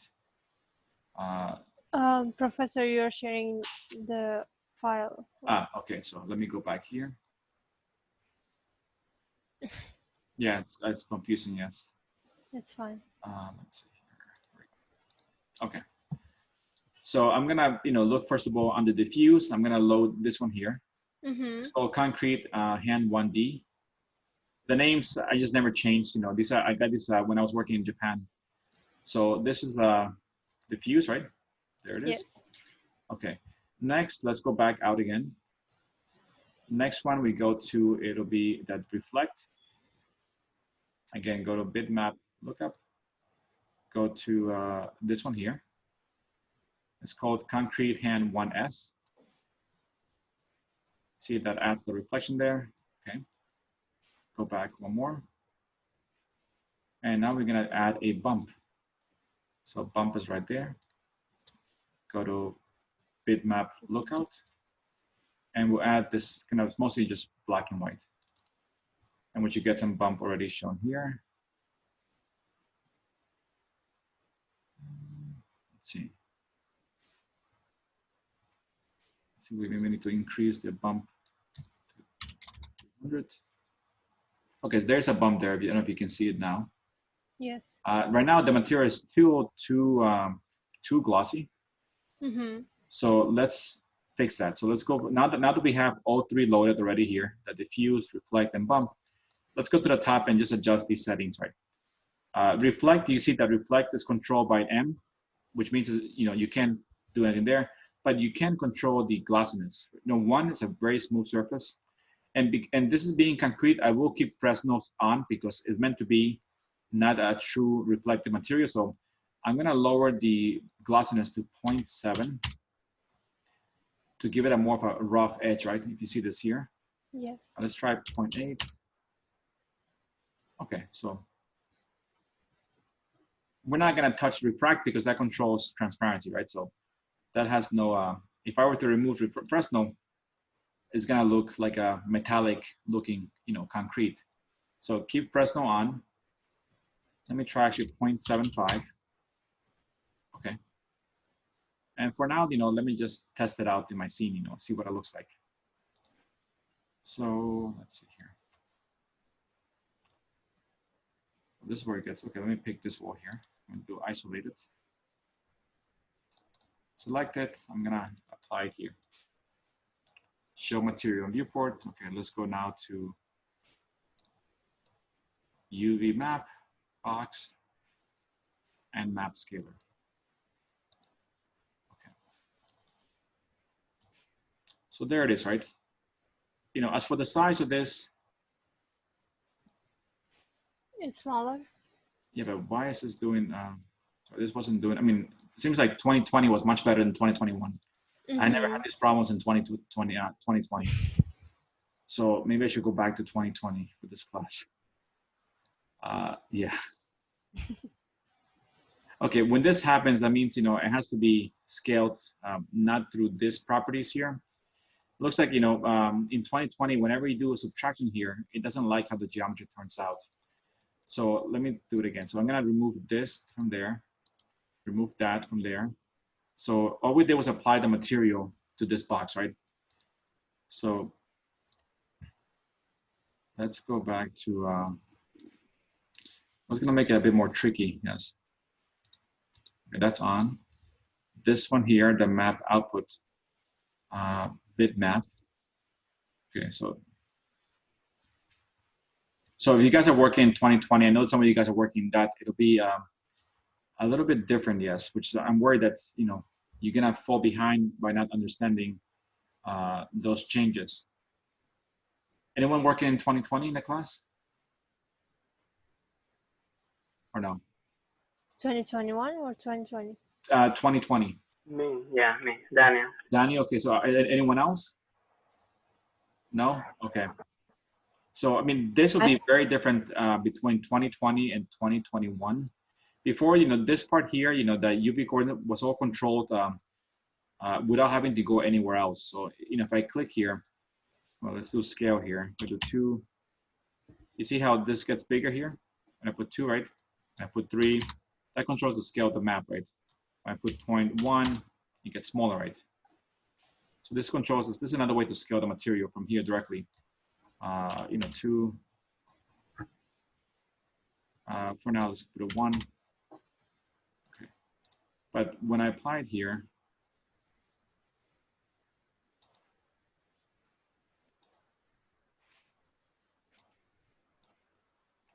Okay, show material and viewport, that's set.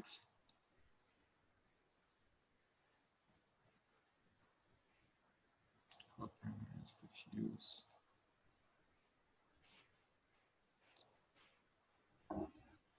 So go to this one.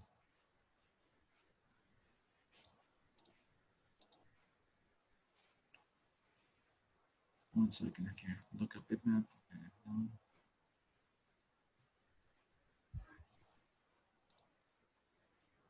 It's looking like a gray. So we do have to add something here on the UV coordinates. Again, this is all new ground here, but it's not showing me exactly if they added all these things. So composition, environment, UV coordinates, name, UV channel, environment, texture.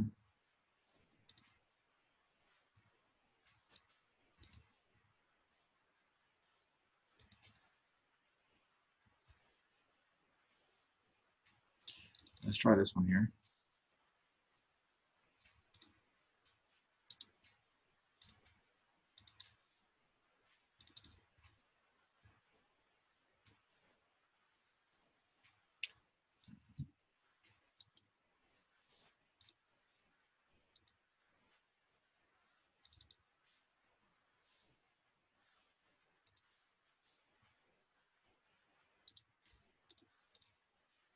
Strange because it previous there. Okay. Okay, so I put here. Okay, here it is. Okay, so let me go back to it again. Let me clear this. So on the UV coordinates, what used to be here was called UV environment. Let's see. Wasn't that one? Okay. UV matcap. No. Object space. Not that one. Here, okay, it's UVW transform, right? Transform. If you before it should show up, automatically. This is where you can control the scale, the tiling of the material, right? And these things before, there was no need to, make it this difficult. Now they made it more difficult to see. So okay, so the scale, if I go here 3, it controls the scale of the material there, right? The tiling controls, how the material tiles, in space like this. Where there's 3, you can make tile, bigger or smaller. So if I make it, let's say 2. Let's say 2. It gets wider or more narrow. Those things. Make it here also 2. Okay. The only thing now that I have a problem is that I'm not able to see it in my viewport. Even though I can see it here, I cannot see it there.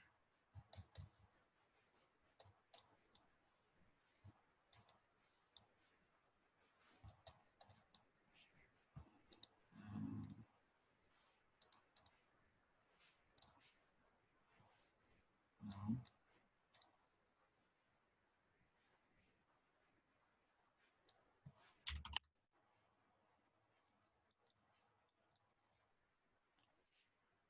It doesn't like my shapes there. Let's try it like this. Apply to that. Okay, there it wants to show it. Okay, so there's working, right? You see that? Make a box shape, select the box shape, and it's applying. Why isn't it applying to this shape? I think it just doesn't like the voids. And that's, yeah, I mean, that really screwed up 3D Max if they do that. All right, because, yeah, that wasn't like that last semester. Okay, this is the shape, right? Apply it. Yeah, it doesn't like it at all. Try to make a void to the boxes that you made.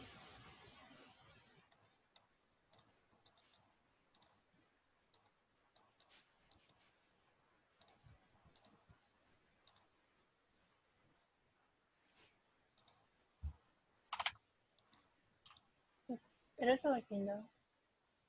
Yeah, I mean, that's, whether I apply this one here. Isn't it because you changed the edge of the It shouldn't. geometry? It shouldn't really be. Yeah. Let me see. Yeah. Try something else. Let me do an isolate here. Let me try this piece over here. Everything is complete now.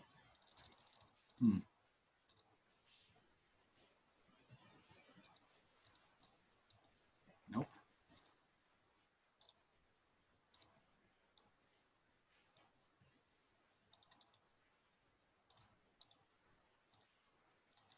Let's try this shape. No, it just makes it gray. Oh, I did apply it there a little bit there. That's acting very weird. Yeah, Yeah, they broke the I feel like going back. 3D Max. Yeah, I feel like going back to Max 2020.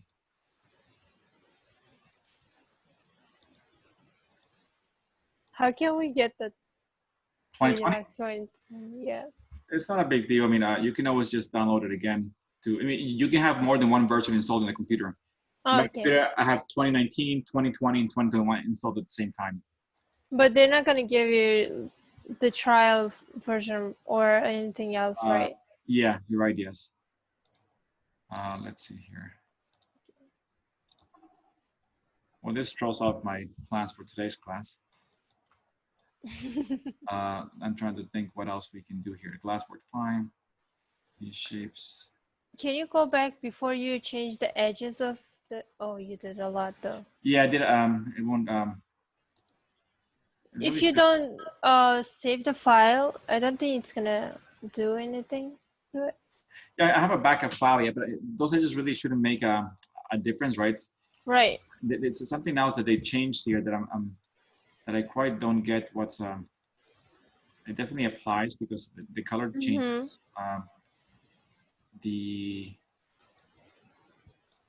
Let's see, here the transform scale applied to it. Auto gamma. Wrap mode. Okay, let's try this. Default. Black. Periodic. Okay.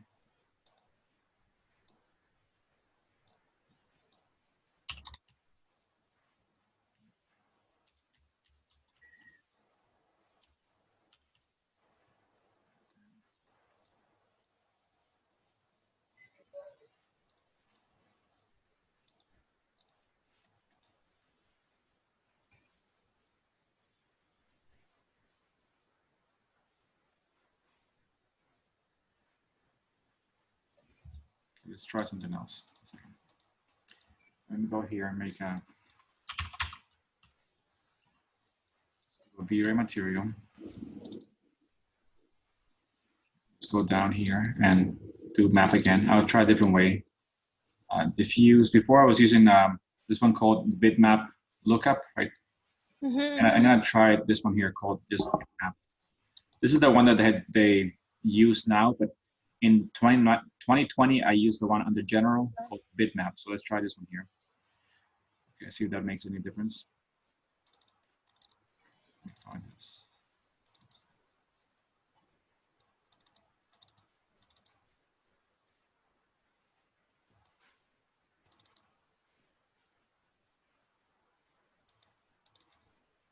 Okay, there it is.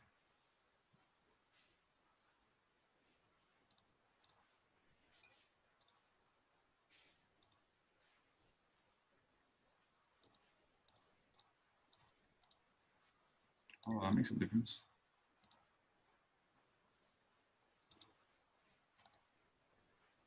Okay, let's see here. Map scaler.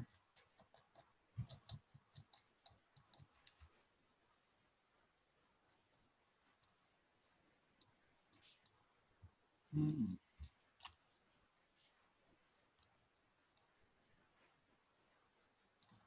I take away the map scaler, it's fine.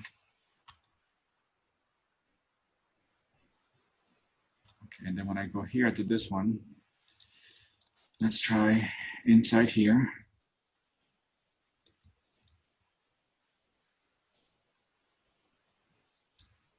This tile here, let's see.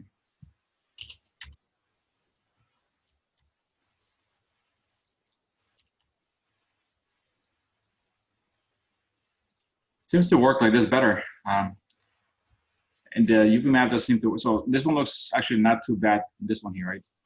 So let's try the different method, that seems to be working a lot better here, right? So let me clear this here and we'll start again. All right, so let's try a different way here. This appears to be working a lot better than before. So I'm gonna just, for now, let's reset these things here. So I'm gonna load in each one a simple V-Ray material.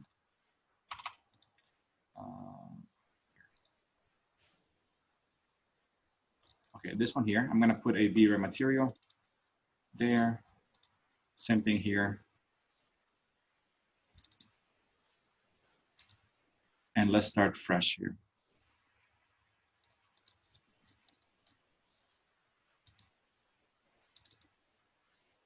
Okay, so let's at least try to get today to at least map the concrete, those things. Mm-hmm. All right, so let's start fresh. Let's go here again. We're gonna call this front facade, or let's just call it concrete for now. We'll go down to maps. We'll use diffuse, the no map, and I'm not going to use bitmap lookup.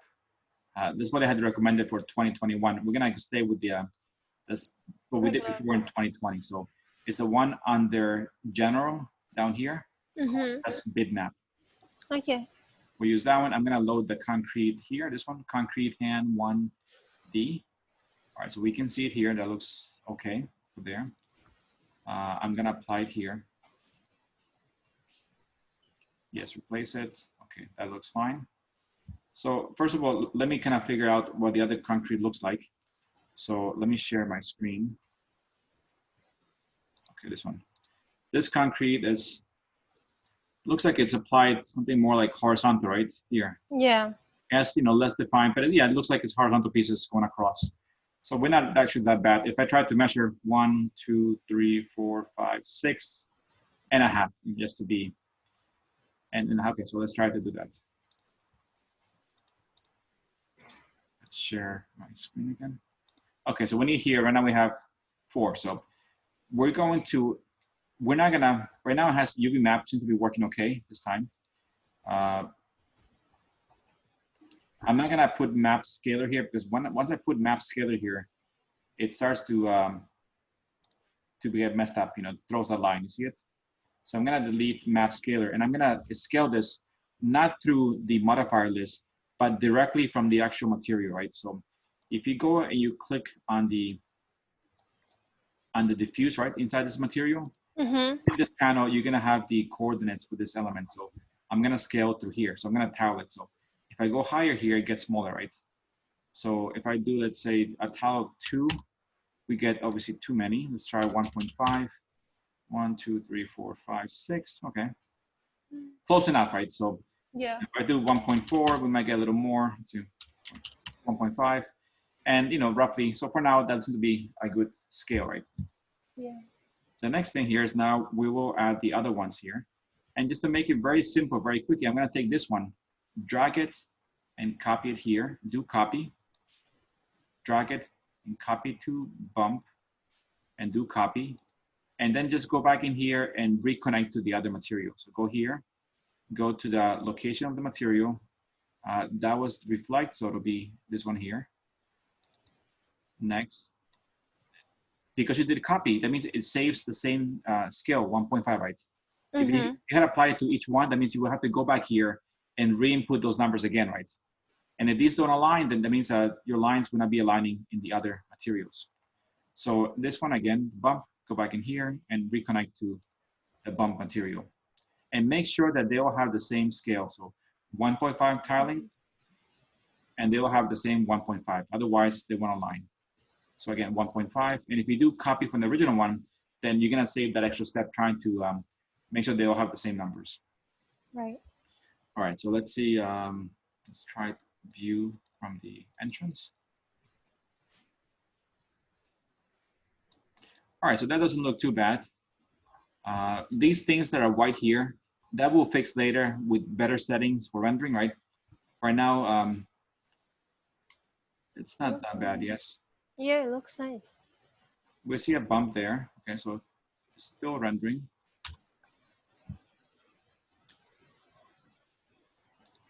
Actually, no, actually it's wrong because that's why it's too glossy, right? I forgot to make the other changes.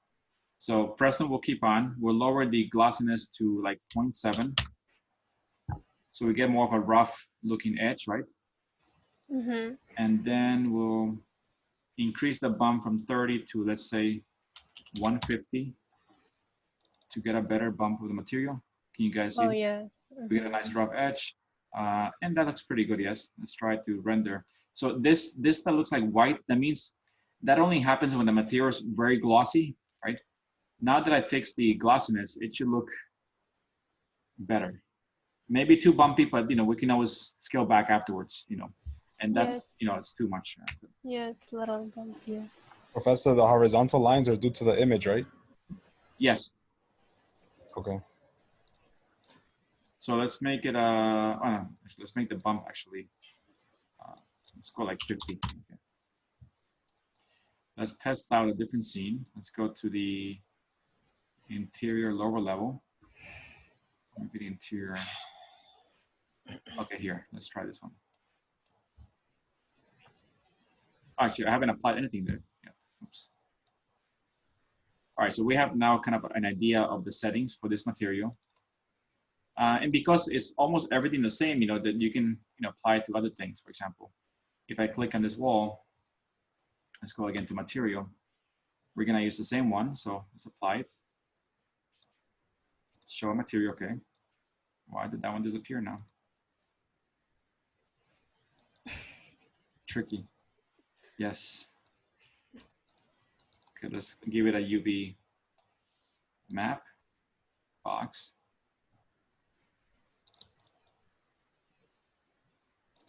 I'm gonna take this one, yeah. Actually, I'll take one. I'm gonna do right click it, convert to editable mesh to reset the whole shape. Select it again, apply this shape. That seems to have worked, you know, yes. When I do convert to editable mesh, it resets all the different subtraction, right? So, and now we can see it here, right? So now that it's there, you know, I'll do a UVW map. Are you talking to me, Sonomar? Or? No, sorry, my brother was looking at it. Sure. Okay, box, and then let's see here. All right, so we can see it here, right? If I do map scalar, you know, we can see if this is gonna work, but okay, that actually works pretty good there.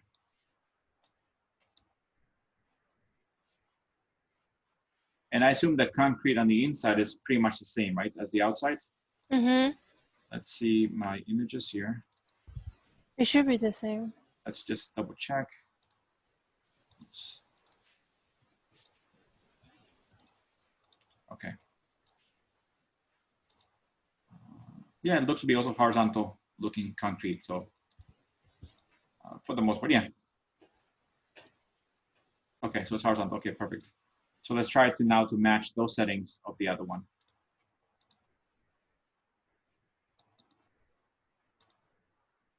Okay, share. Okay, perfect. All right, so let's look at this here. We might have to make another material because this shape being different than this one, you know, they react differently to the shape. So this one that I made here, I'm gonna call this one front facade, right? That's for the front facade, right? I'm gonna duplicate this one again. I'm gonna copy it and drop it here, right? And what am I gonna call this one now? I'll call it side walls, right? Concrete. Because I wanna change some of the details. So, you know, select this one, apply it. And the main problem with this one is what? The direction the previous concrete is facing? Yes. So let's see. So here we have diffuse, reflect, and bump. So let me start by going in diffuse, you know, and get that looking correctly. So first of all, we need to rotate this map, you know, 90 degrees or so.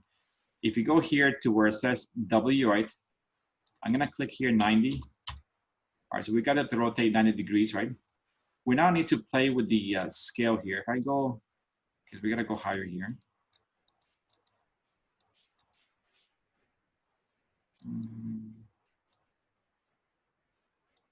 And again, you know, we really, it doesn't, these two don't have to match, right? Because in no shot is that ever gonna be seen, right? We're not doing an exterior rendering, right? So like I said to you guys in the first day of class, only worry about the things you see with the camera, right? So I could care less if this thing aligns, right? It makes no difference, right? What I'm gonna care about is I'm gonna go to the interior, at least get it close enough so they're in the right scale. So let's see if I move this a little higher here. That's pretty close, right? In alignment, right? For the width, that looks fine to me. And it should be, oh. Didn't like the, so it's the outside's fine. It's the inside that's giving a problem, okay. So let's take away this map scaler, okay. So don't use the map scaler, it doesn't like that at all. So what that means is this is gonna get bigger, right? Because we're relying only on this to scale the material. Map scaler works well when the shape is simple, right? When you subtract elements from the shape, it starts to get, you know, messed up. So, okay, it's fine. So here's this. So we're just gonna tile this a bit more, right? Again, like before. Get this to be somewhat in the right height. A little smaller. So 1.5 seems to work. That looks pretty good. And now the next one is, this is stretched too much. We gotta stretch the other one here, the D. And we'll go in the higher. Okay, let's go higher here. So let's say 4, right? That seems to be aligned quite nice. And actually fit very nice alignment there. Okay. And hopefully, I'm afraid to look at the insides, but okay, it looks like we also done good inside. Perfect. So now you see when I make this bigger now, right? What's wrong with this? In case this happens to you.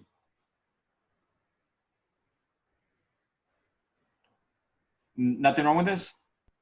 Well, it's just distorted, like the scale. You see how here, right, in this one, right?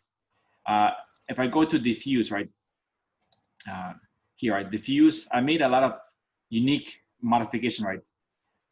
If I go here on top, I did 1.5, and here I did 4 here, I did 0.03, and I did 90, right? To set up this in the right, so it looks correct here, right? So diffuse looks fine, but the other ones, the bump and the reflection are not aligning because those numbers don't match those settings, right? So what I would do, again, it's kind of hard to remember this setting. So what I'm gonna do here is just simply take this material, drag it, and copy it here, right? As a copy, drag it again and copy it here.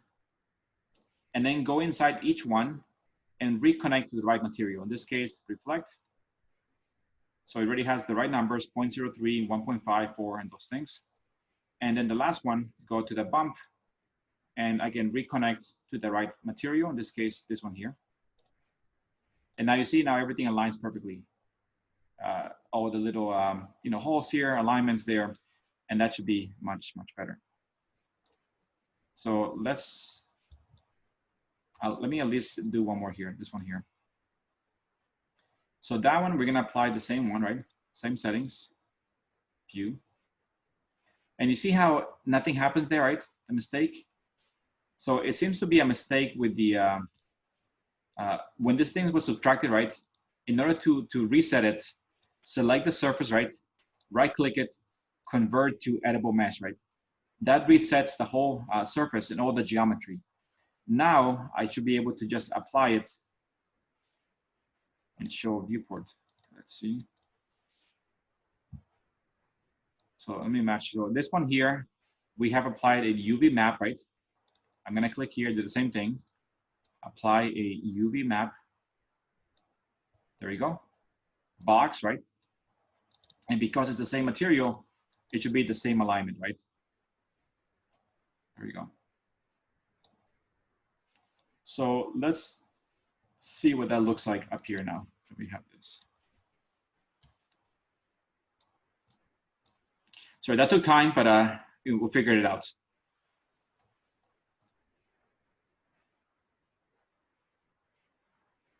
Again, this is not the best looking material, right? This is a sample for the class. As you can see with this material, what looks, it looks okay, but to me, it's still not looking professional enough. What's wrong with it? You guys can be very critical with this. Resolution is Yes, bad. it's a very low quality material. So, I mean, if I go back to this material, it must be very low quality. So, if I look at it and do properties, this material is, I mean, it's only 51 kilobytes, which is nothing. So this material is 41, so it's 400 by 400 pixels. It's really, really small, right? Mm-hmm. So in a way, I want you guys to find something, right? So, and we can do a search here. So let's say if I go to my browser, let's see here.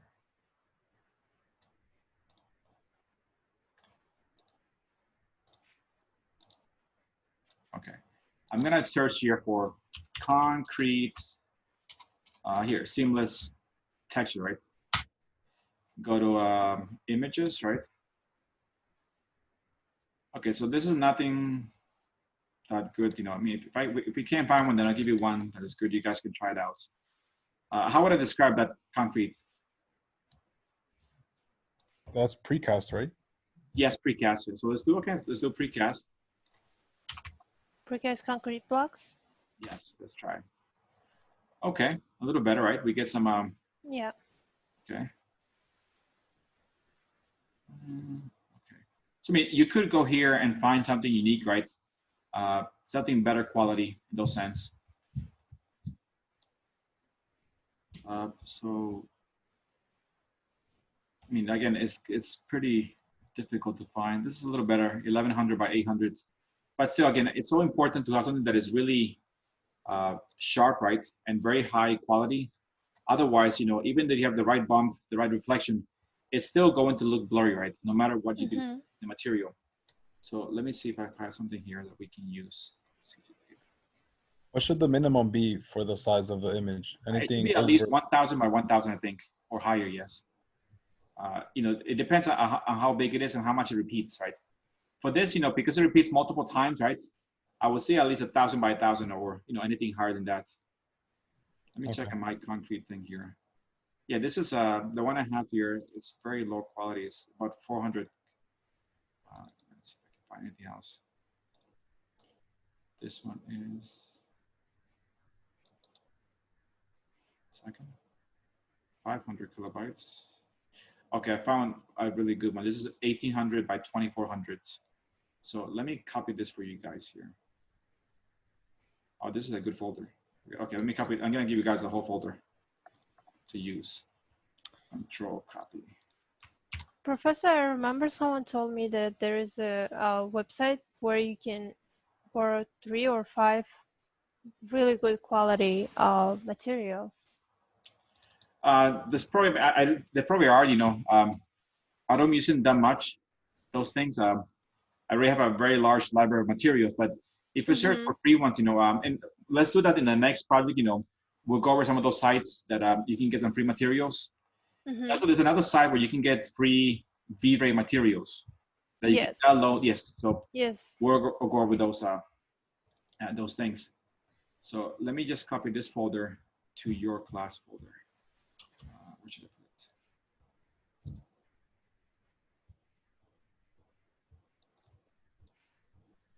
So I'm gonna put it in the course material and Control E.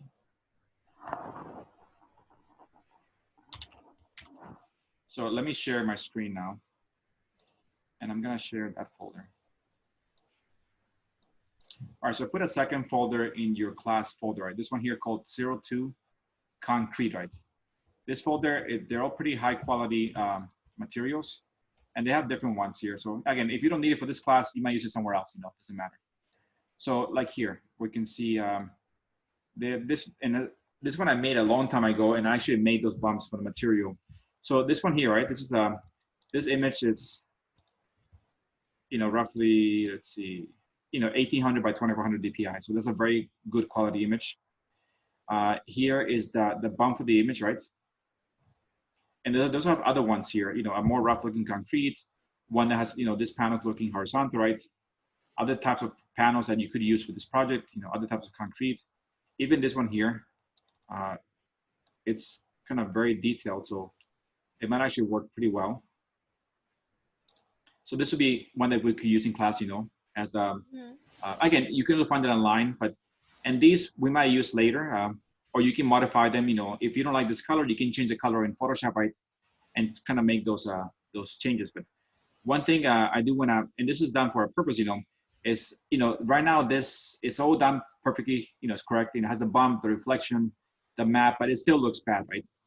So what I want to do here is I want to do one wall with the high quality concrete and one wall with the low quality concrete. So I'm going to apply this concrete A to the seam here. And you know, we won't go much more in the class. There's already a lot of stuff to cover.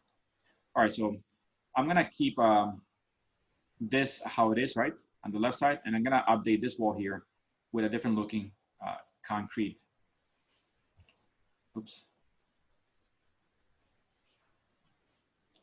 Okay. Let's see here. So, all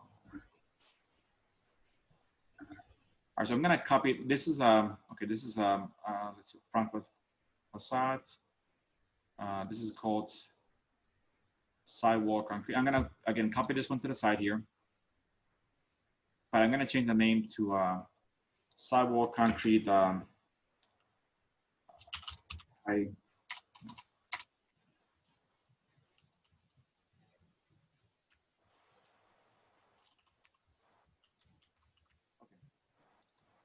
Maybe just, you know, this name is too long. Just go with high resolution concrete, like that, simple name. And let's use the other one that's better quality, right? So I'm just gonna update some of these things here. I'm gonna click here, go to the material. Let's go back and find that material. It's in here. Coarse material, concrete. I'm going to use the one that was horizontal. So it was this one and this one here. So I use this one here called Concrete A, Meiji. Okay, and I'm gonna apply the other one. So first of all, let's get this one looking correctly. Right now, it looks a bit weird, right? So I'm gonna erase that one here, erase that one. Okay, there's the concrete.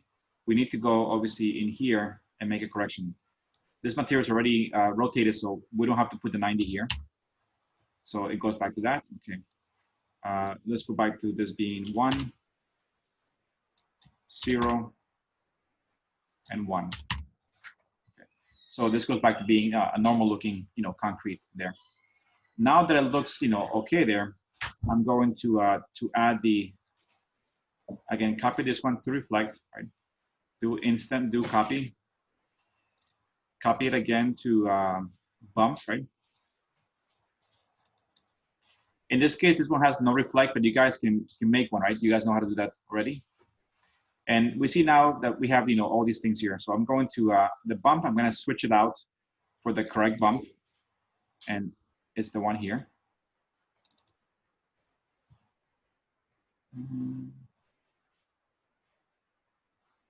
Maybe not. Let's see here. So we have this one here.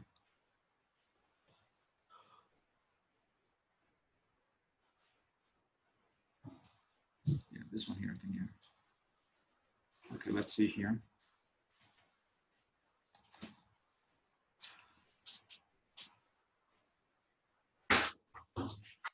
This is the, okay, bump here. That looks a little strange. Just check, let me just copy this one again here. Okay. All right, for now, let's leave it like this. You guys can see the material here, how it's shown, right? And there's a very rough edge to the material. In this case, I use the same one. You know, I use the same concrete A for diffuse, reflect, and bump, right? Because there's no bump assigned to this texture, but like we covered in last week, right? You can go to Photoshop and you can extract the bump, right? So for now, just leave the same material so we can see the difference between those two. And I'm gonna apply it to this wall, this new material. Okay, we do have to modify it.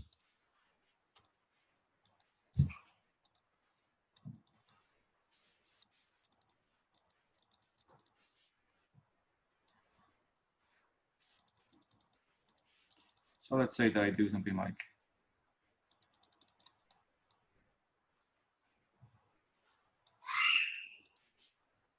sorry, my daughter is screaming upstairs.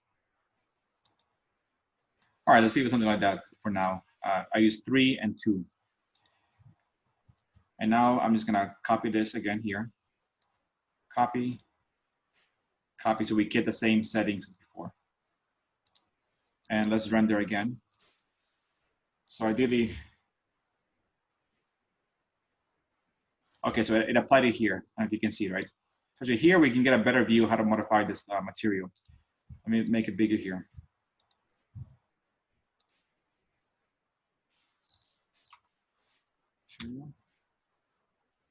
I'm gonna put this one on this side, and this one here, I'm gonna apply this one. And this will render. All right, obviously some things here need to be stretched. The bump is probably too big. Or let's make this correction here.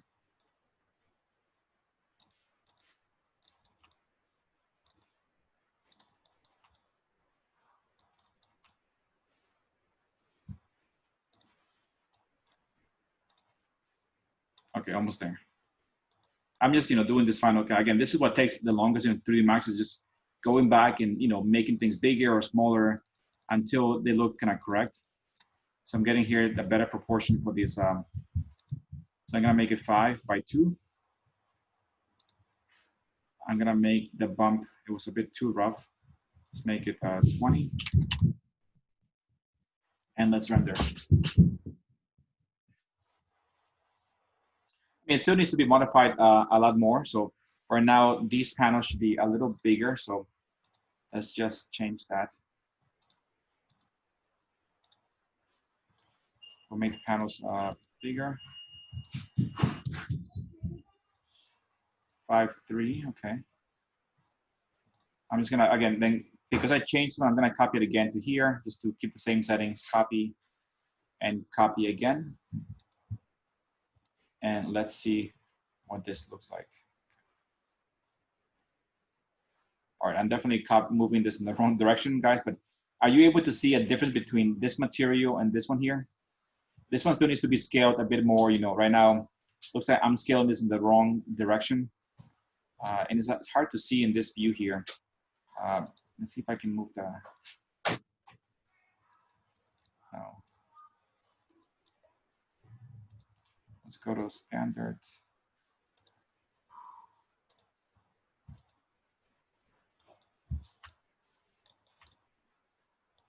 That one's fine.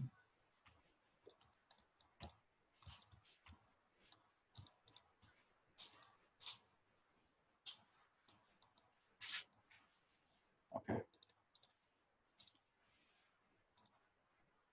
So it looks like I'm gonna go down to 1.5.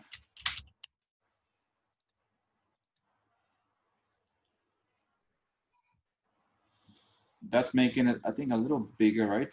No.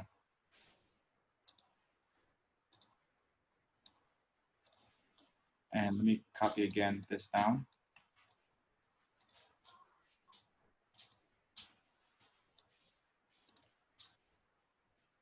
Okay, it's looking a little better.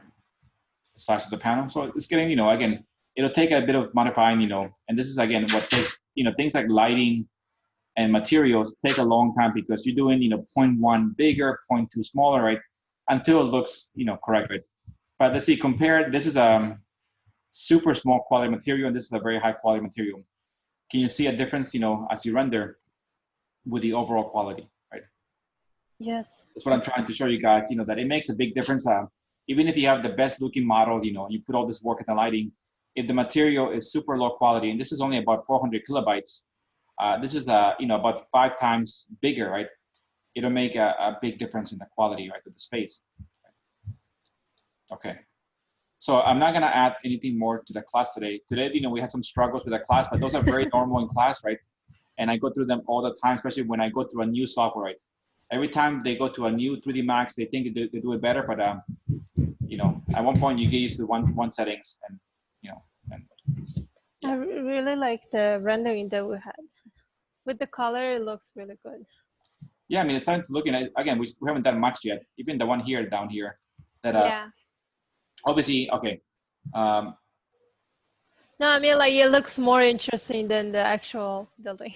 Yes. With the color. Yeah, that's true. Yeah. I mean, I think, and once you have it done, you could, you could do your own thing, right? You can change the material and, try something else. Yes. We still got, a bit to go on this project, but, try to, for next class, try to work on the concrete, of the, the front wall, the back one. And, again, the main problem was that you have to select the item, right click it, and do convert to editable mesh. Once you reset it, it should work. But again, if you go to the video, I guess you'll be able to see that, how we resolved it in the end. Yes. Let's see. Look, if you want to look at more photographs of this building, right? Try to find more photographs, right? So you can really understand what it looks like, right? Look at the materials, what things you want to create. You can start playing with the sun, right? And try to move the sun to get a better angle. So it makes for a more dramatic shot, right? And start to set up cameras, right? Right now, today, I set up 3 cameras, but try to set up at least 5 cameras in the scene, right? To capture different things of this model. And again, we're not really gonna focus on anything on the exterior because we will have to model, the street, the lamps. This will be an interior shot. The next project will focus on exterior and interior. So put all your 5 cameras inside the space, right? And again, and think about, the right angle, things are dramatic. So, and the best way to find the best shots is to go online and search for this house and look at what others have taken, of this house, like, professional photographs, and try to copy those settings, right? So I think, I'll finish I'm actually very tired from this class today. It's like I struggle a lot with this class. So I felt like I was going back to school, but I didn't understand what I was doing in the class. Professor, are you going to give us the dimensions to build this, or? No, I'm going to give you guys this 3D model. Oh, okay. Yeah, so again, and you saw, what problems there were in the model, right? With the mapping, right? Yeah. So I'll give you guys this exact model, the way I have it here, without any change here, and you guys would take that model and develop it, through the whole semester, or through the first project. Okay. So once I finish the video, I'll go back to your folder and I'll copy there this. So let me show you guys before I leave here. Let's see, where is it? No, not this one.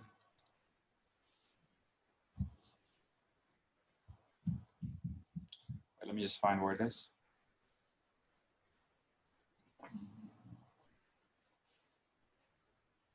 Okay, I think I closed it. Let's try again.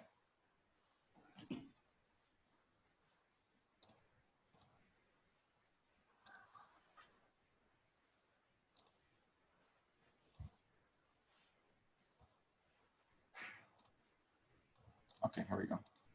Okay, so let me go here to your class folder. Dropbox.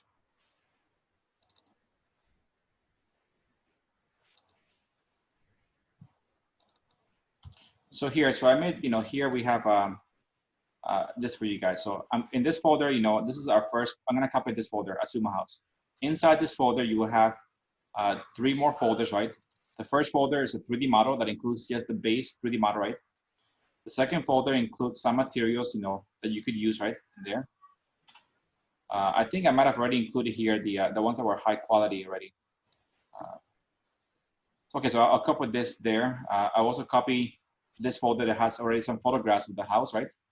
You guys should find more photographs and you have a better understanding. So I'm gonna take this folder, this one here, Control copy, and I'm gonna put it right now in your class folder. So I'm gonna put it on the course material, right? I'll copy it here. I'll change the name so it's number 3. And this folder, I can just be careful because this is the folder that everyone is sharing in class, right? So don't open 3D Max from this file because that means that everyone will be opening the same file, right? And that will cause a mess because if you resave it, it'll be resaved from different computers, right? So whatever I put here in course material, first of all, copy it to your own computer, right? To your own USB hard drive. Don't just go in here and open 3D Max from here, right? because again, we are all using the same file, right? So it will, if you guys all try to open it at the same time, it will corrupt the file. So just copy the file here to your own computer. And right now you should have 3 folders: the Sky Dome, a lot of concrete materials, and the Azuma House folder. So with this, you should be able to start working and adding, some materials to the Azuma House and those things. Any questions, comments? We're gonna have to like try it ourselves. You have to try it out. Yes, you have to try it. Today I struggled. I'm sure you guys will struggle too. Hopefully I covered all the, all the things in the video, how to fix it at the end. But yeah, that's normal. I struggle with Max all the time, with little things that take me a day or two to figure out. So it's pretty normal to try to do a lot of research and try to find out why things are not working according to, to plan. Okay. Professor, I was having trouble finding the video from last week. From last week? Yeah. Let's see.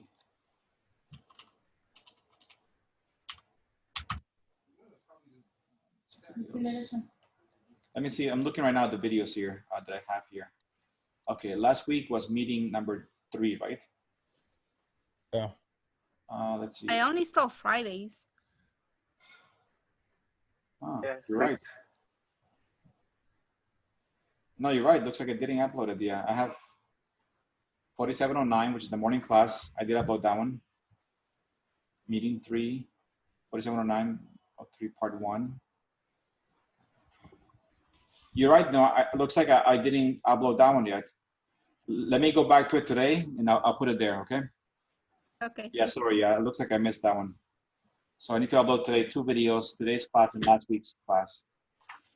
Okay, I'll do that today. Yeah, sorry. Yeah, I missed that.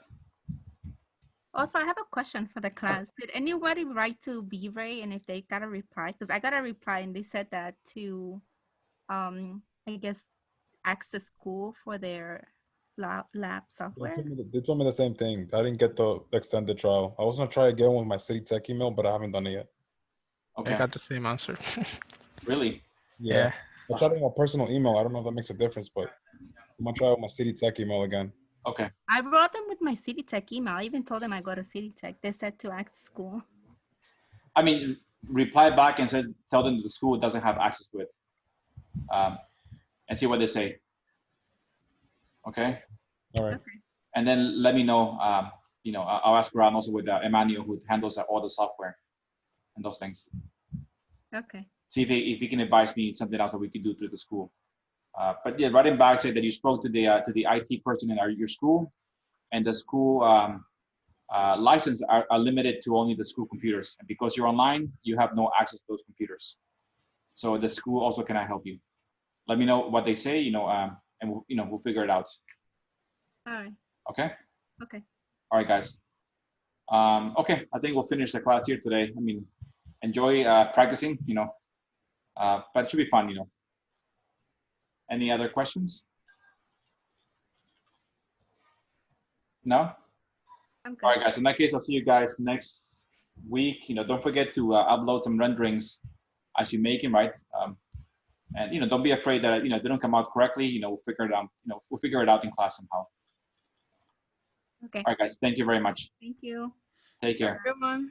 All right, Professor. Bye. Bye, Professor. You guys. Take care, Professor. Take care.